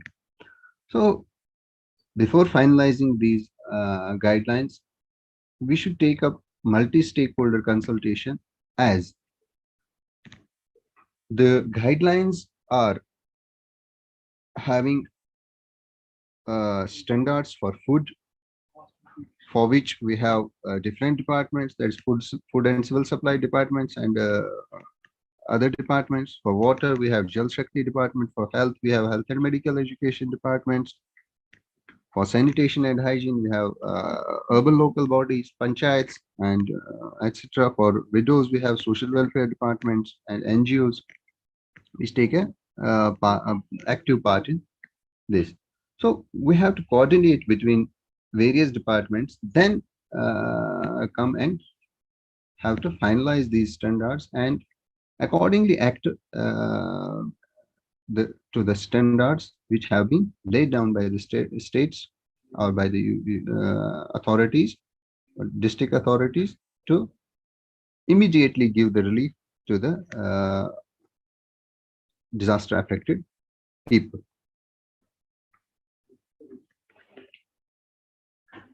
I would recall here my working in Delhi, as I was working in Delhi for a quite long time, three and a half years I was working there, and luckily I was working in DDMA at district level. So in that period, we have managed very much too much incidents there. Most oftenly the fire incidents at the JJ clusters. And I will. Can we wind up the? Yeah. I'm over. This is. Oh, you're over. Thank you. Yeah, fine. Yeah. So, thank you, Mr. Mohsin. Which you said the multi-stakeholder consultation is required, and the nitty-gritties have been worked out in Jammu. It seems that's what it says. On the line of NDMA guideline that was quite visible. Yeah. Thank you very much. Now currently, let me give it to Vijesh. Vijesh, do you want to make a break here and then give it to? So actually, now we will move to the next session. I may request Vikrant Mahajan, CEO Sphere, to join. Vikrant sir. Yeah, for at the moment, I'm handing over the floor to Vijesh and the Sphere team. Yeah. Thank you once again, Shubh sir, for your wonderful moderation. So we'll go to the next speaker. So I may request Vikrant Mahajan to join. Vikrant sir. So,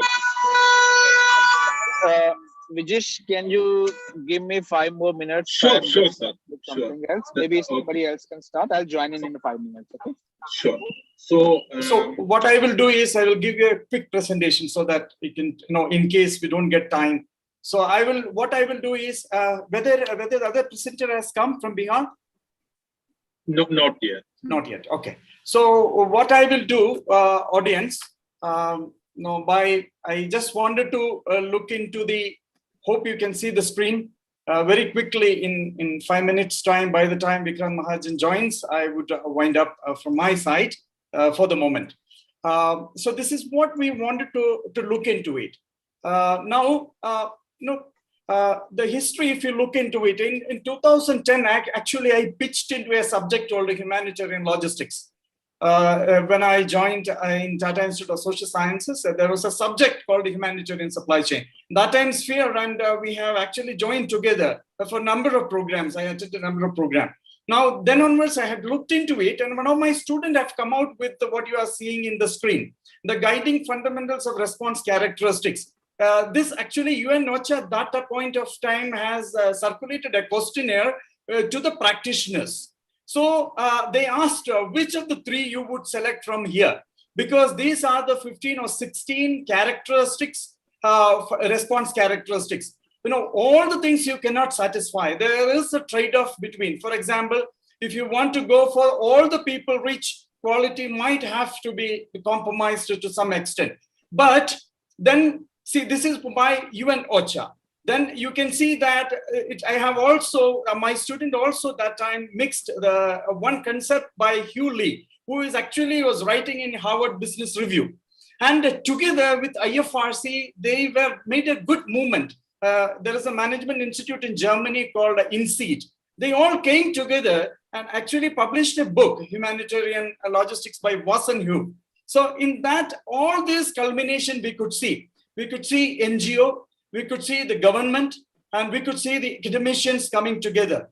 So there the Hewley was telling, if you want to have effective distribution, we need, our supply chain should be agile, because it's all dependent upon this, the supply and the demand.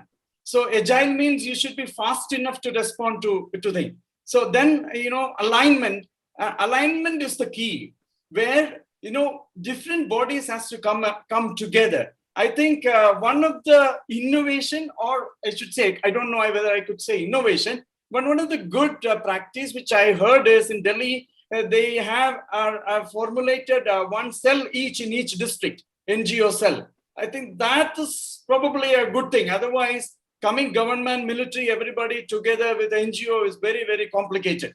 But NGO has a definite role. So this is what the 15 or 16 points upon which you can think of, the sphere can think of on various aspects. And adaptability, of course, is your supply chain itself has to be ready to adapt to a changing situation. So this is actually coming from the market. So the learning from the market have been, so the private sector, NGOs, and the academicians plays a key role. And this is what the life cycle, everything should be connected. I think the presentation of Kerala Joe was bringing that, talking about. So the building BBB, the building Build Back Better, so your response actually will also determine when your the recovery would be. So that should be an indication.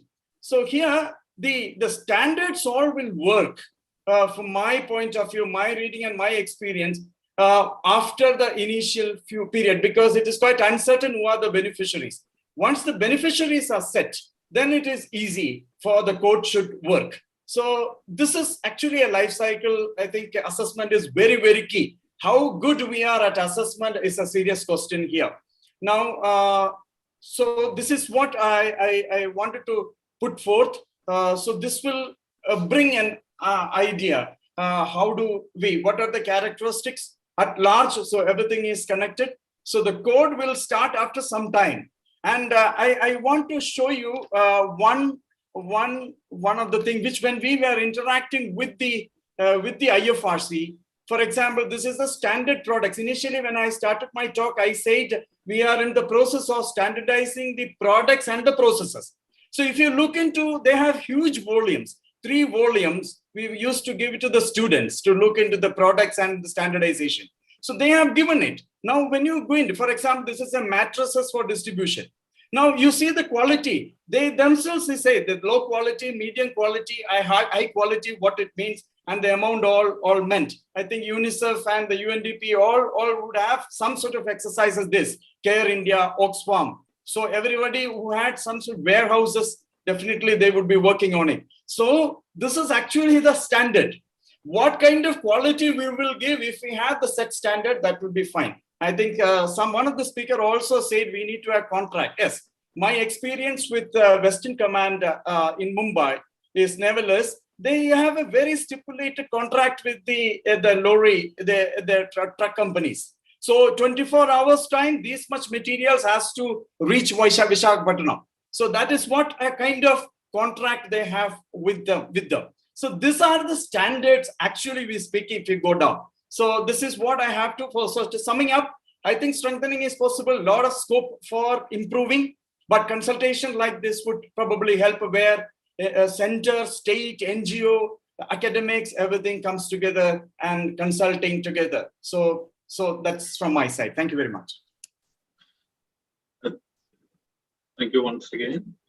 So next we'll move to our next presentation by Abba Misra ma'am, and she'll be presenting. The presentation is basically on the government NGO coordination in relief operation. So I may request Abba ma'am to join.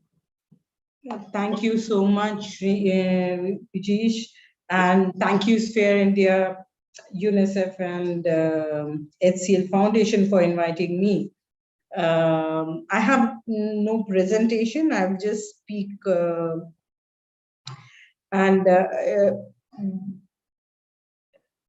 thank you to all my predecessors who have given a wonderful idea about what the various state governments, the national governments, and even agencies like UNICEF have been doing to support it, and their ideas have been very, very useful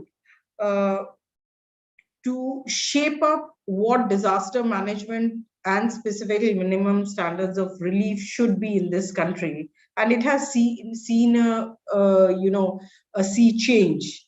But coming back to what I have been asked is that I have to speak a little bit about the government NGO connect here. The first and foremost thing is the government has its own standards, and it is may have been taken to a large extent from the what do you say?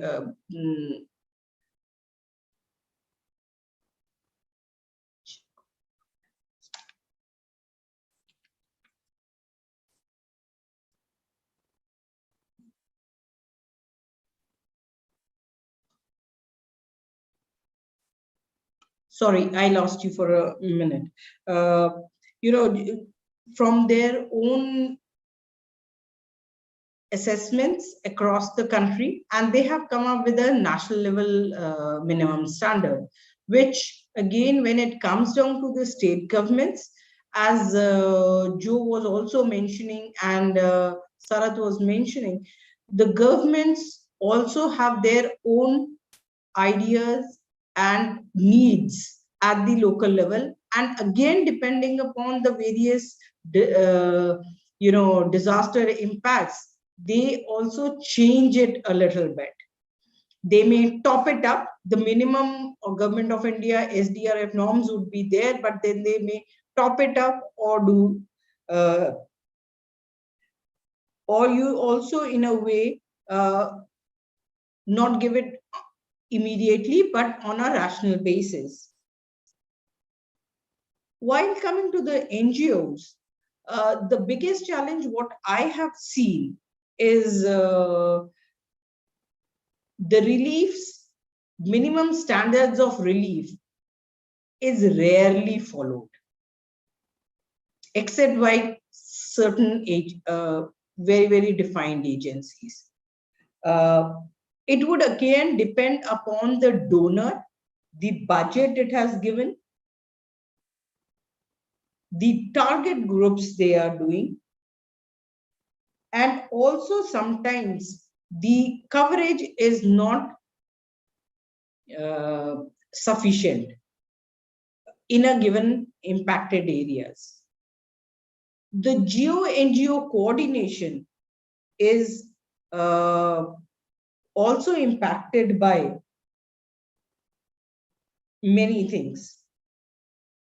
And one has to sometimes, move beyond, because from none of the discussions I was able to understand what type of geo-NGO coordination mechanism has been put in place specifically for adhering to minimum standards. At least in Orissa, we have a geo-NGO coordination which takes care of where what who is going where, who is doing what, and also understanding the needs, the rising needs. But beyond that, there is not much activities, and the NGOs go on their own, while the government works through their PRIs for specifically for distribution, be it of food, water, clothes, or household materials. But use a lot of NGOs for coordination and feedback mechanism. So there is a need also for having a standardized minimum relief material, which is also applicable to the agencies. While the government has it, I don't think so we have anything which is with the agencies. So a relief packet may have 2 dresses for a child, or a milk packet pouch and water pouches, but the other may have oil and also water, bottled water. So these are the disconnect which we still have, despite Sphere leading the process, trying to educate all the NGOs and other things. But one has to also be practical enough to understand that many of the donors are not aware about it, and that is another point where I would like to suggest, is that we need to also look at different beyond NGO partners, the corporates, the foundations, and individual donors who are giving this minimum, this support, so that they are aware about the relief standards. Another point which comes, this is about the food and the material which is being given as relief material. When it comes to, within a village also, because we have this whole targeted approach in our donation, the relief material which is given will have differences within a village also. The government is very clear. If they have to give 20 quintals of rice to all BPL families, they will give it to the BPL families. There would be a lot of slippages because of, could be caste, creed, religion, for whatever reasons. Like we saw in Fani in Orissa, we found a lot of Dalit families not getting enough relief materials. Or getting material which was below the standard which was mentioned. So, so what happens is, many a times in the same village, you find a differential package, relief packages being distributed. And also because many agencies have targeted groups, we also find that a lot of families get more than once. Of course, with the coordination mechanism, this is being improved upon, and I think it is very well being, done by the local NGOs and the Sphere also at various places wherever they have their Sphere groups. They are IAG groups, interagency groups, with support of UNICEF, have been taking it forward. But I think it is very, very important that during any disasters, we also have a very clear standard for the NGOs which are recognized or which are maybe agreed upon by both the government and the NGO groups. So that is my big thing. The second thing I also would like to say, the minimum standards have never been, except the government minimum standards, not the Sphere minimum standards, have been very well advertised, or maybe it has not reached the people. So it may be very important that sphere as a whole may take up this as a challenge and also talk about it. But again, the challenge would be if the civil society organizations speak in one language and the government speaks in one language, it may not be right. So we could also see how that can be done. And if we are, and we should also, if we are taking the government standards as these standards, then the NGOs have to also stick to that and not bring in, different types, because somebody is coming with a sari which is let's say 100 rupees, the other one is coming with a 200 rupees. So there are these differences. How do you take care of it? What is the mechanism? So when we are talking about minimum relief standards, these are also things which we have to put in place. What is going to be the benchmark? We have it. We have internationally agreed upon. We have an Indian version also. But I think we need to take it more and more to the ground. And also, not only at the national or the state level, these guidelines may have to be also discussed with the frontline workers, where it has not gone to at all. Because our training, capacity building, our discussion forums remain at a certain level, it doesn't go down.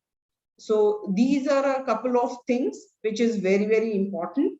And I think as we are improving upon our coordination mechanisms with the government, the minimum standards will also improve. And I think I should congratulate all the state governments who have taken it to a large extent with the consultative process, brought about a change.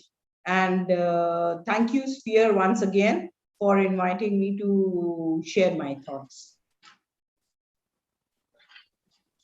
Thank you, Abha ma'am, for your remarks on majorly on the challenges and scopes in government NGO coordination, and and you remind us the importance of such discussions at a micro levels also, especially with the volunteers or frontline workers who are in the front of all these actions. And you were rightly pointing out the roles of IAGs in resource mobilization at a district and state level. So once again, thank you so much. And next, I may invite Mr. Anirudh sir. I think Anirudh has dropped out, and we expect he would be joining shortly. So We also have Loy, and we have some other experts also here with us. So Vijesh, maybe I can come in now. Yes, sir. Please. Yeah. Thanks, Vijesh. Thanks everybody. I've been on a travel and just waiting for boarding my next flight back to Delhi. So that's where I couldn't take on my turn as Vijesh was pronouncing it, and I'm stepping in now. I listened to most of the presentation. I think the excellent presentation, a lot of good work done, good progress in terms of taking the standards agenda ahead by the states. Maybe the other states also need to catch up, but I think there's a substantive progress with the process which have happened. So thanks everybody for that. The topic for me is more about demystifying these standards. And I see that I think the way that discussions have gone, largely we have discussed more about the indicators, and maybe I'll bring in some of my perspectives into it, and they may add to the debate over here. That's perfectly okay. To begin with, firstly, I think understanding the standards and the different indicators the standards is generally the same. They don't change. They don't change with geography. They don't change with the type of disaster. They don't change with the time and space context.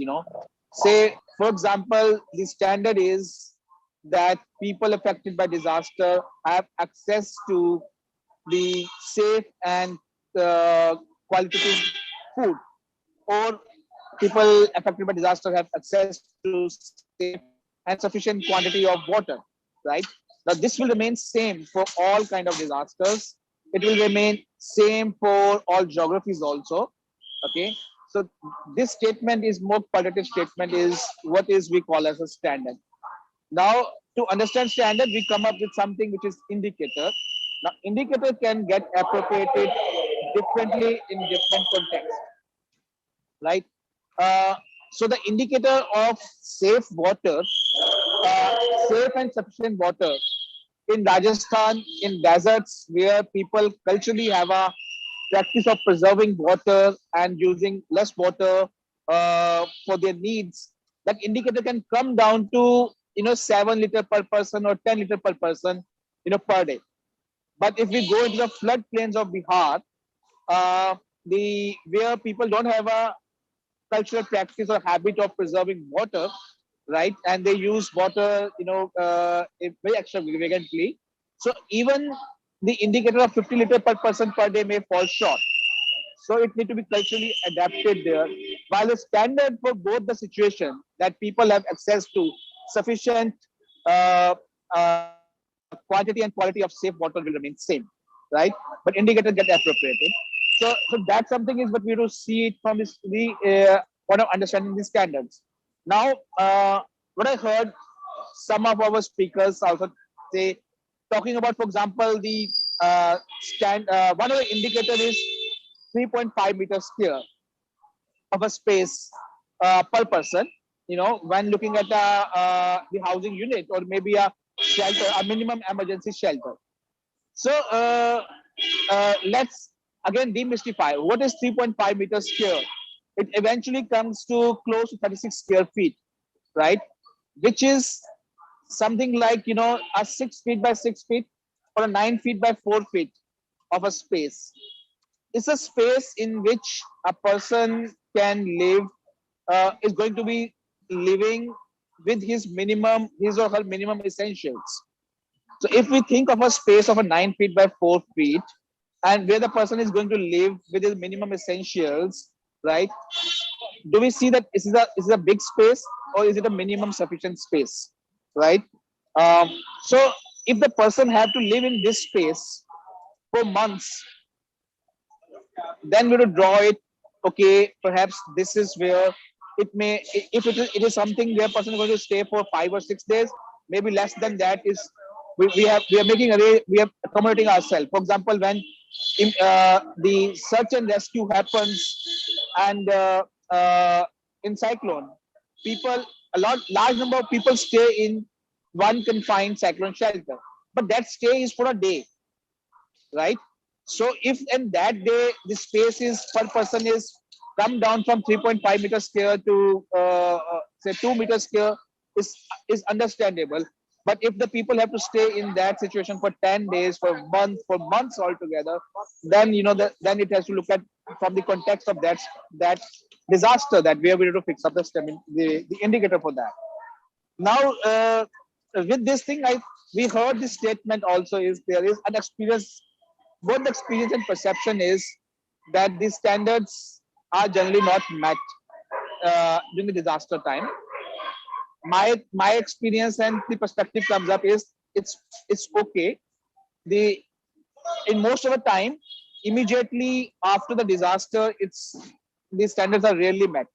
For example, immediately after the disaster, first few days, generally there are no toilets, right? The toilets start coming in only after few days of the displacement. And initially, maybe there's 1 or 2 toilets. It's only over the period of time, if the camp is going to be there for months or even for weeks, then we know if adequate number of toilets are not constructed, that is one toilet for 20 people is not constructed, is not established there, then the open defecation or the sanitation problems will come up and become a secondary disaster. So we achieve standards over a period of time. Even if it's not achieved, it is an aspiration, it's a benchmark which will guide our response efforts. And as rightly brought up by some of the speakers, that we achieve it through our coordinated effort, whether through or between the organizations or also with the government. Okay, and not to forget, many times certain resources are available within the community also. Okay, so for example, when we're saying the standard for minimum calorie is 2400 calories for in Indian context for an average adult, so quite might possible 700 to 800 calories is available from community's own efforts also. So we have to look at where the gap is and addressing it in the addressing these measures in the gaps. I look at then maybe other example is saying is now I heard in some of the presentations is what is there under section under Disaster Management Act. We are again looking at these standards and minimum standards for essential life-saving services, which is water, sanitation, food, nutrition, shelter, health, right? And that's where we are ending it in the act, right? But I heard some of the presenters talking about livestock, that livestock accompany people, right? So similarly, if there are standards and indicators for humans, there are standards for livestock also available. So incidentally, like sphere standards, one of the earlier used to be called companion standard, now it's a partner standard, is LEGS, which is Livestock Emergency Guidelines and Standards, which give the standards for livestock. Okay, I think there is no limit on us that we remain constrained by what is the provision in the act and not explore the other areas in which the standards could be there. And that's one area we are just discussing it. I'm just taking a cue from one of the presenter I was hearing was talking about livestock and the people. So we can look at that livestock standard. As such, the National Disaster Management Plan, which has come up later after the policy and the act, has also included the scope of animals in disasters. So I think we should be open to explore the standards for livestock also and make it more appropriate linkage with the disaster management plan. Other example is, I think other my fellow speaker, I think Shibu was talking about the logistics standards. Yes, now that is being developed now. It is just reached the sphere board for the ratification and the approval part to become the next standards. And what we experienced in COVID-19, both the first wave and second wave was primarily a logistics disaster. The first wave primarily, with the displacement of migrant population and the issues with food, water, and how we make those provisioning. And second wave with the oxygen, the primary logistics standards. I think we should explore that also within our states and make good use of those, setting up the logistics standards and the logistic hubs, which addresses some of these areas. Similarly, there are standards for education, which is not covered. The scope is not covered in the act, but there are education in emergencies, or the minimum standards for education response are there. I think we can explore some of those also.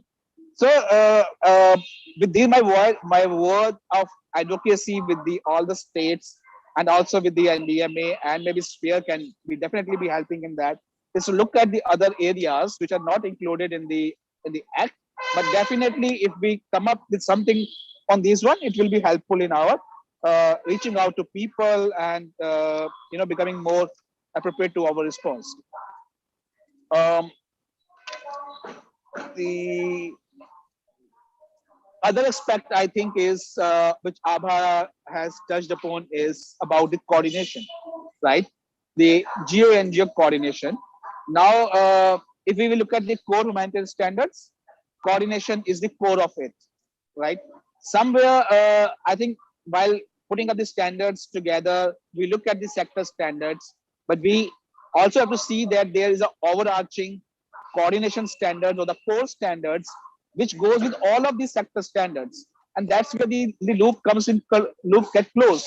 So I think that also needed to be explored. But though in our Indian context, with the good practices which has evolved, with a lot of good work done by the state IAGs, and the example like the Baba was sharing about the geo and geo coordination loop in the Odisha, we experienced that in Kerala. I think it is somewhere out there in the processes we have set up. But in terms of demystifying or instead of expanding our understanding, we have to see this coordination process as linked with the coordination standards along with the other standards also. Perhaps that's where again I think IAGs and maybe with Sport of Sphere, we should continue the debate and continue discussions ahead on this one also. Um, I think the again I would say from here uh, the way forward is definitely at the state level with a such a good progress being made on the in the articulating minimum standards and working on that. We see the interconnections between the standard and the CRF norms. Like I think that is something we need to work on, all of us, and we need to bring the norms more and more close, aligned to standards and the indicators, so that that's where it will fit the mandate what is there in the act and underlying the constitutional provisions what Hina and Mr. Rajendra at the beginning has said about right to life and other things. So that will get linked with that also. So that's an important linkage to work on. And yes, and I would say that thanks Abba for putting up the challenge that that the standards now what has been developed and worked by the government in different states not advertised enough, right? And we as Sphere, as IAGs, when I say Sphere, is not just the secretariat here, but all of us together here need to take up a challenge to put that into the limelight and put that into the upfront, and we work on those ones. While there may be debate continue to happen, but we work in one voice and putting into work the standards which have been developed by the respective state governments, and where it has not been done, we continue to work with those state governments to put that into place. I think this webinar is itself a beginner. The other states where the work is in progress or need to happen, they can look at this webinar, the learning from different states as a move forward. And I think from Sphere, our team will definitely will be open to work for it and take it to the progress in the other states also. So that is where I think I would say we stand up to take up that challenge, and we take it down more awareness within the communities and in the context of every disasters. There are certain tools also practiced globally, and I think something we have within Sphere, we have also experimented, especially, I don't know Lee is here around or not, but with NCDHR, they've taken special efforts to see how we measure the progress on standards during the disaster context, and also make linkages with the social protection schemes, right? So through that exercise, we can work with the respective social protection scheme officers also in the various state governments, that wherever the gaps are in the outreach or where the exposure is happening, we can work through these schemes that we can quickly overcome that to have the larger coverage of the schemes also, which is what the various scheme officers are working for. So that's where I think the geo NGO effort can further help on. So that's another area. I think there are some experiences there which can be documented and move forward. I think I'll end it here. Once again, I'll say thanks everyone for excellent work, excellent progress on this piece of work on minimum standards. And we will continue to work together wherever the improvements need to happen. We'll continue to do that. And we'll definitely see that each state have their own standards and indicators worked out and is used by the various technical organizations for the training materials, for references in the various policies plans, including the DDMPs and other documents, so that we align it with that. And that's where the both the awareness and the preparation will go into place. So I think we stay committed to that. Thank you, everybody. And with that, I hand it back to Vijesh. Yes, sir. Over to you, Vijesh.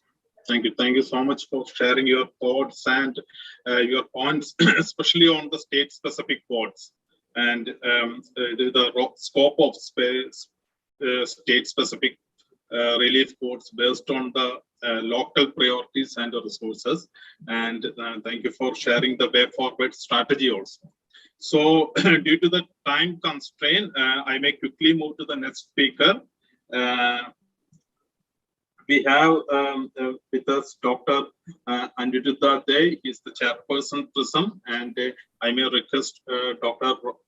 Anjudita Dey to join. Hi, good evening, everyone. Yes, am I audible? Loud. Okay. So good evening, everyone. Thanks for actually thanks to the organizers for inviting me to say a few words in this panel. Actually, I'm not going to make any presentation, but I believe that some minimum standards, what we have been saying, that minimum standards. So minimum standards are minimum standards. So one can do something more, but something can be specified based on the biological, social, psychological needs of the group. Now the thing is that I don't take much time because most of our colleagues and friends, they have said so many things on this minimum standards, but the mechanism part, I would love to add one thing. This is my suggestion, number suggestion to Sphere India, to include tri-sector partnership arrangement. It is not this GO-NGO collaboration. That is not enough, I believe. Because GO-NGO, these are two different agencies. And NGOs, because what we have experienced, that all this DM Act, to take for example, take an example, that DM Act, that minimum standard, whatever Sphere has I have mentioned, what NDM has said, the government circulars, orders, and all these things. Actually, people are in dark.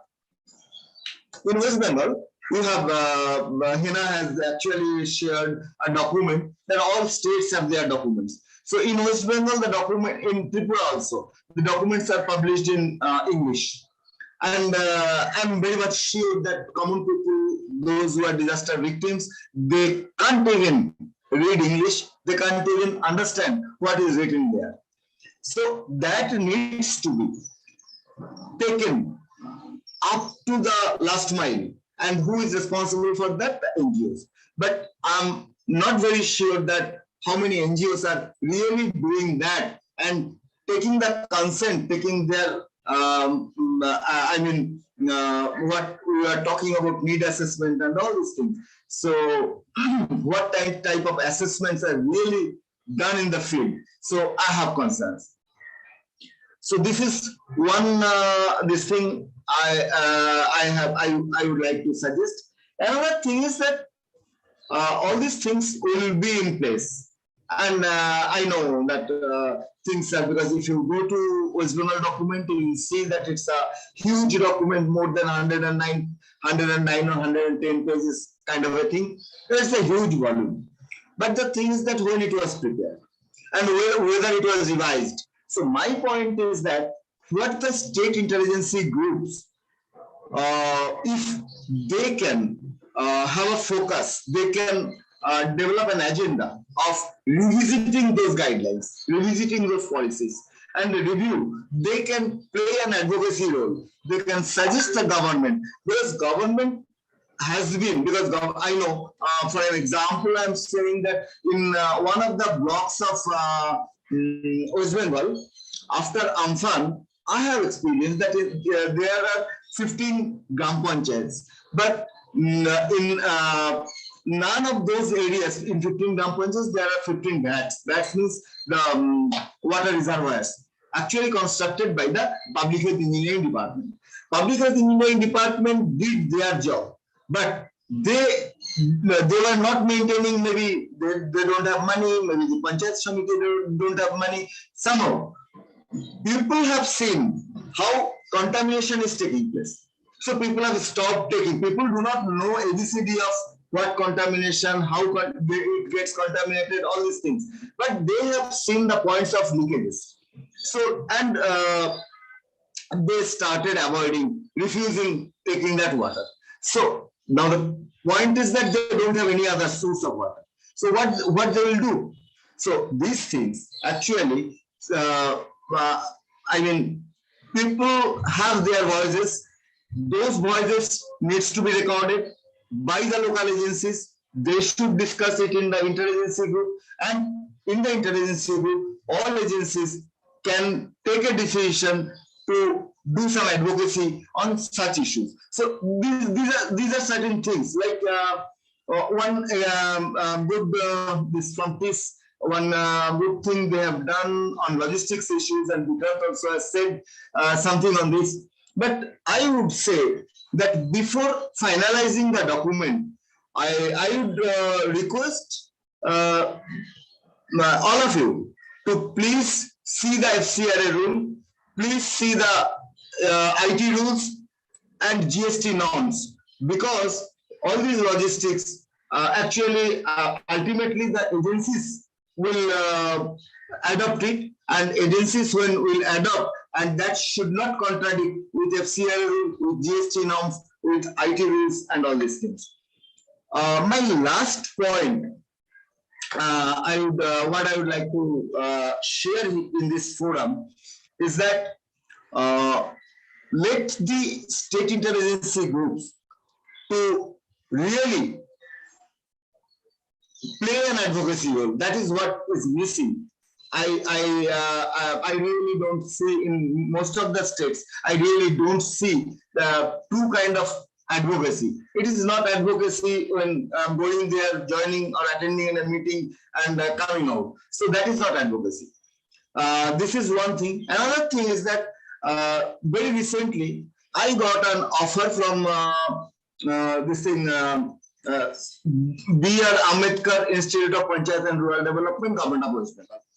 So they have organized BRR training programs for the Panchayat officials. That's the good thing. But the thing is that was initiated in 2001 and it is still being continued. But the point is that nothing has changed. So my request to Sphere is to, at least from Sphere side,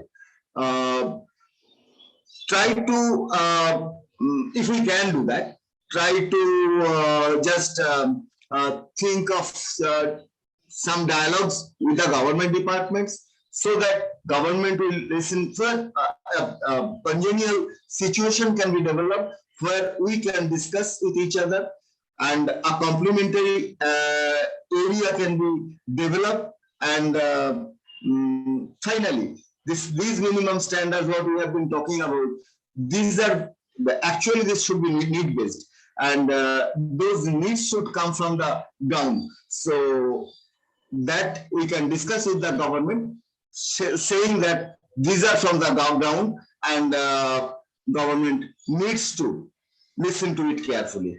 So thank you. I'm not going to elaborate it more. Thank you. Thank you, sir, especially for raising certain questions and concerns, especially the need for more localizations and the role of IAGs or civil societies in revising the existing documents, and the need of advocacy, especially in between government and the voluntary sector. Thanks for your thoughts. So next I move to Dr. Pradesh C. Maman. Dr. Pradesh, can you hear? Yes, yes, Vijesh. Yes. So Dr. Pradesh, he is the state coordinator for Sphere UNICEF at Kerala. So Dr. Pradesh, please. Thank you, Vijesh. Respected speakers who were talking about minimum standards of relief. And being the last speaker of this session, I won't take much time. But I just want to put some points.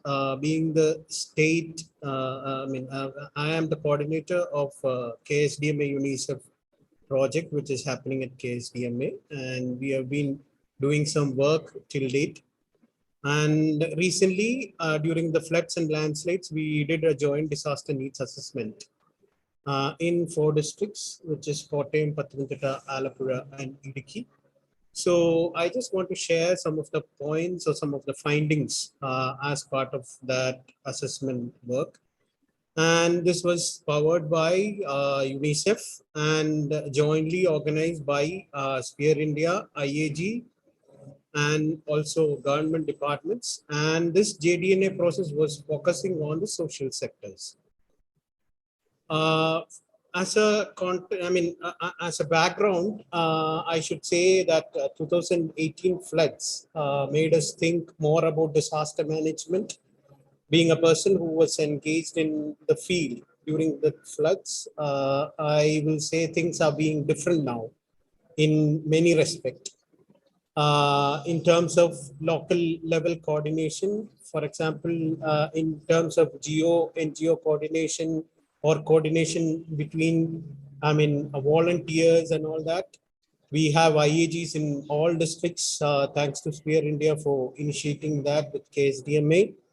And we have other things like Panchayat level disaster management plans, which are in paper right now, but there was a process, the whole process after as part of Rebuild Kerala initiative, and also we all panchayats, most of the panchayats have the disaster management plans right now. And some of them are actively updating that, and review processes happening, all that. So keeping all this in mind, there are things which are happening, but I'm just trying to point out things which can be, better. We can do it in a better way. So what are those things? I'll just point out in terms of the relief, especially in the context of the joint disaster needs assessment, what we did in December. So first of all, regarding the camps, relief camps which were opened, most of them, the relief camps were schools. That is a major part of it. So when you come to relief camp, and as I said, the JDNA was done in the social sector, especially the exploring the non-tangible issues which are not perceived as such. Here I should mention that you should consider the cascading effect of different disasters. Like we have a COVID, we had COVID, and during the COVID time, we had this landslide and flood. And landslides, flood, as well as there are areas which are waterlogged also. Not just flooding, major flooding as such. So the cascading of disasters had a major impact on livelihood and other issues. So all the points which we were exploring related to these non-tangible issues in social sectors were related to the cascading of these disasters. And when it comes to this point, we need to think about a better strategy to deal with or deal relief norms. Strategies to formulate the relief norms.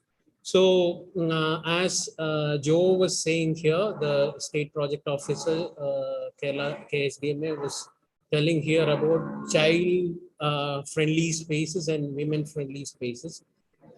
In some of the camps we visited, it was not available.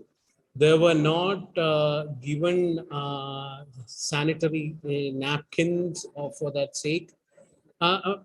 Basically, it's about who is managing, it's all about who is managing the camp. and whether they have that kind of mentality or that kind of behavior towards considering all these things. So these kind of social exclusion, or for social inclusion principles, whether they are adhering to it, that's a very important thing. So the major common comment they used to make is, we managed it in 2018, 2019 also we managed.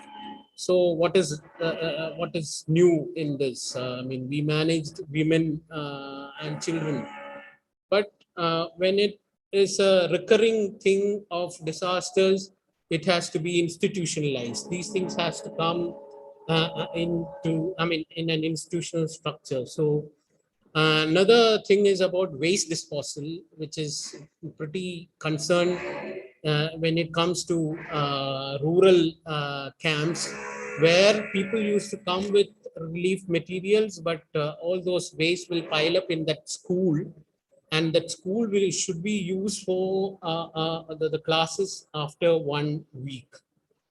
Then where, I mean, these ways, how can they dispose these ways? Even the sanitary napkins. So incinerators, is a better option for maybe the napkins. Sanitation and hygiene things is a major issue.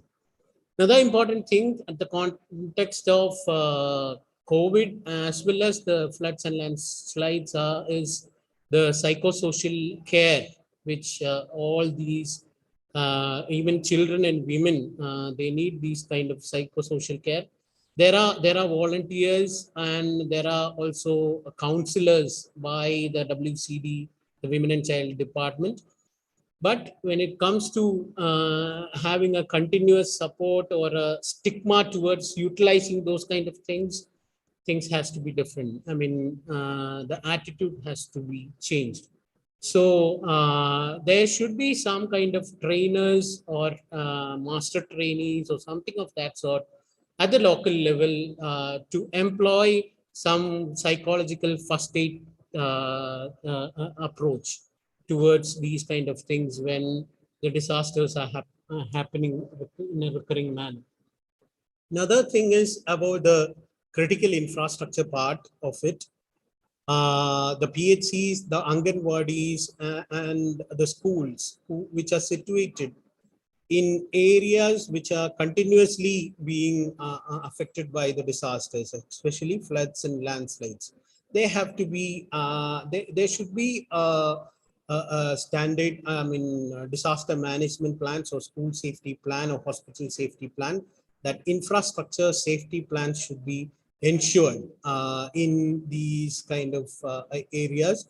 Another point is some schools are being used as relief centers for the past 3 years. And when it comes to maintenance and things like that, when the work is starting, the next disaster will come. So it's becoming an yearly affair now. So we need to have a different strategy to deal with these things. And a loss of school days also. Since I was actively participating in school safety campaign and things like that, there were some schools which were being used as relief centers. But since they were used as relief centers, they couldn't start the classes. And we reported to the district collector, and she made some arrangements, alternate arrangements. But all this is response centric. It's reactionary. Instead of that, we should have a mapping of the schools which are being used continuously and have a strategy to deal with all this. So the take-home message is strengthening Panchayat DM plan, which Kerala state has initiated, which is happening right now. The government is on that direction. So strengthening these Panchayat DM plans, and also as many of my predecessors were mentioning about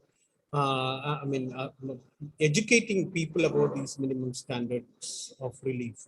So our Honorable Revenue and Disaster Management Minister has come up with a disaster literacy campaign, which is called Sajjan. And it was announced by Honorable Chief Minister also. So this kind of disaster literacy campaigns where this minimum standards can be percolated or passed on to the last mile or the local people, so that people are aware about things which are related to them, and they can have, try to kind of, plan some kind of a resilience towards this recurring disasters. That's it. Thank you. Thank you for giving me this opportunity. Thank you, Dr. Pradesh, especially for sharing your major findings from joint disaster need assessment held in Kerala. And majorly, you raised certain concerns especially in the social sectors, like health and education. So thank you once again for your thoughts. So before we move to the closing remarks, I may request Srimati Karun Sheva, ma'am, can you share a few words?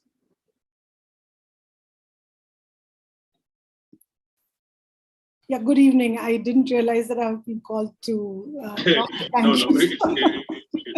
you may just share your few thoughts, ma'am. Sure. Thank you so very much. I think this is a very important session, which is why I stayed right till the end from the beginning. And I've been very patiently listening to everybody. And I've learned a lot, I must say this definitely to everybody. I would only maybe add a little bit from my point of view, would be that, every decision is always contextual, so there are many other situations we need to worry about. We have to look at resources, priorities, interest is always there. But as a minimum standard, the very word minimum means it's non-negotiable. And when we look at it from that context and that lens, right, how do you make something non-negotiable? How do you ensure that you don't shortchange it, you cut corners, you change those things? I think these are policy issues, and these are decisions that need to be taken by people who obviously are taking those decisions and who are in those senior positions. And I think that is something which so while everybody has spoken about what are the needs and how do we do it, etc., I think I would like to use this opportunity you've given me to remind that it is ultimately the decisions that we take that will ensure that the minimum standards are met. But that is all I have to say. Thank you so very much. Thank you, ma'am, for your remarks. So next, I may request Dr. Henna Hejazi, Senior Manager, Sphere India, for the closing remarks. Ma'am. So I think we are, well ahead of our time. So So I think everything has been summarized, and Vikrant has also given some strategic directions. Yes. It's been huge learning, and since this was the first, so a lot of churning of knowledge, and a lot of good, inputs have been received from all the eminent speakers. Thanks to each and everybody of them, right from NDMA to NIDM to all the state representatives, to our UN colleagues and our local organizations who have joined us today.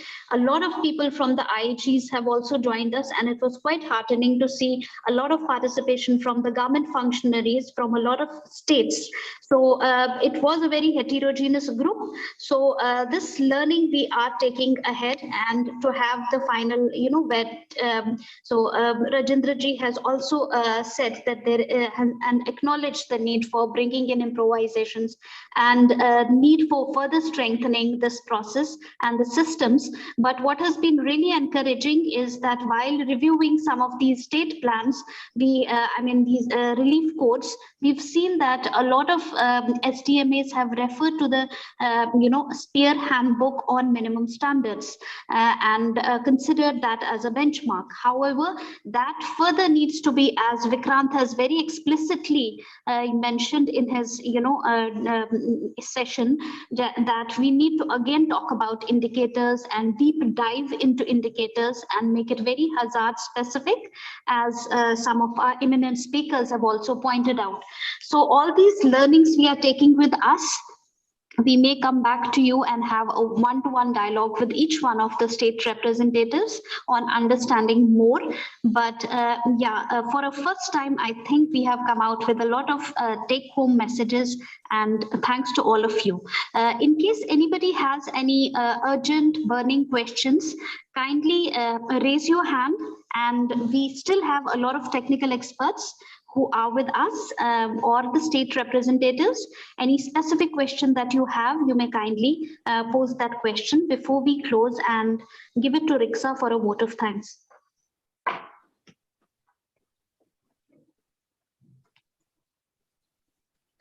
Thank you, Hannah ma'am. Good evening, everyone. It has been an honor to be a part of this insightful consultation. On behalf of Spare India, I extend my gratitude to Honorable Member NDMA, Mr. Rajendra Singh, for taking out time from his busy schedule and chairing the consultation. Next, I would like to extend my heartfelt gratitude to our esteemed panelists, Professor Anil K. Gupta, Mr. Sarbjeet Sahota, Mr. Johnny Rangme, Dr. Pesh Rautela, Mr. John George, Mr. Sarnath Kumar Das, Mr. Wasim Shafi, Ms. Abha Mishra, Mr. Anirudh De, and Dr. Prati C. Maman. Sorry if I pronounced the name wrong, for highlighting the importance of standardizing relief practices right from the inception of sector-specific, or like Vikrant sir said, hazard-specific plans, to coordinating and ensuring their practicality on the ground.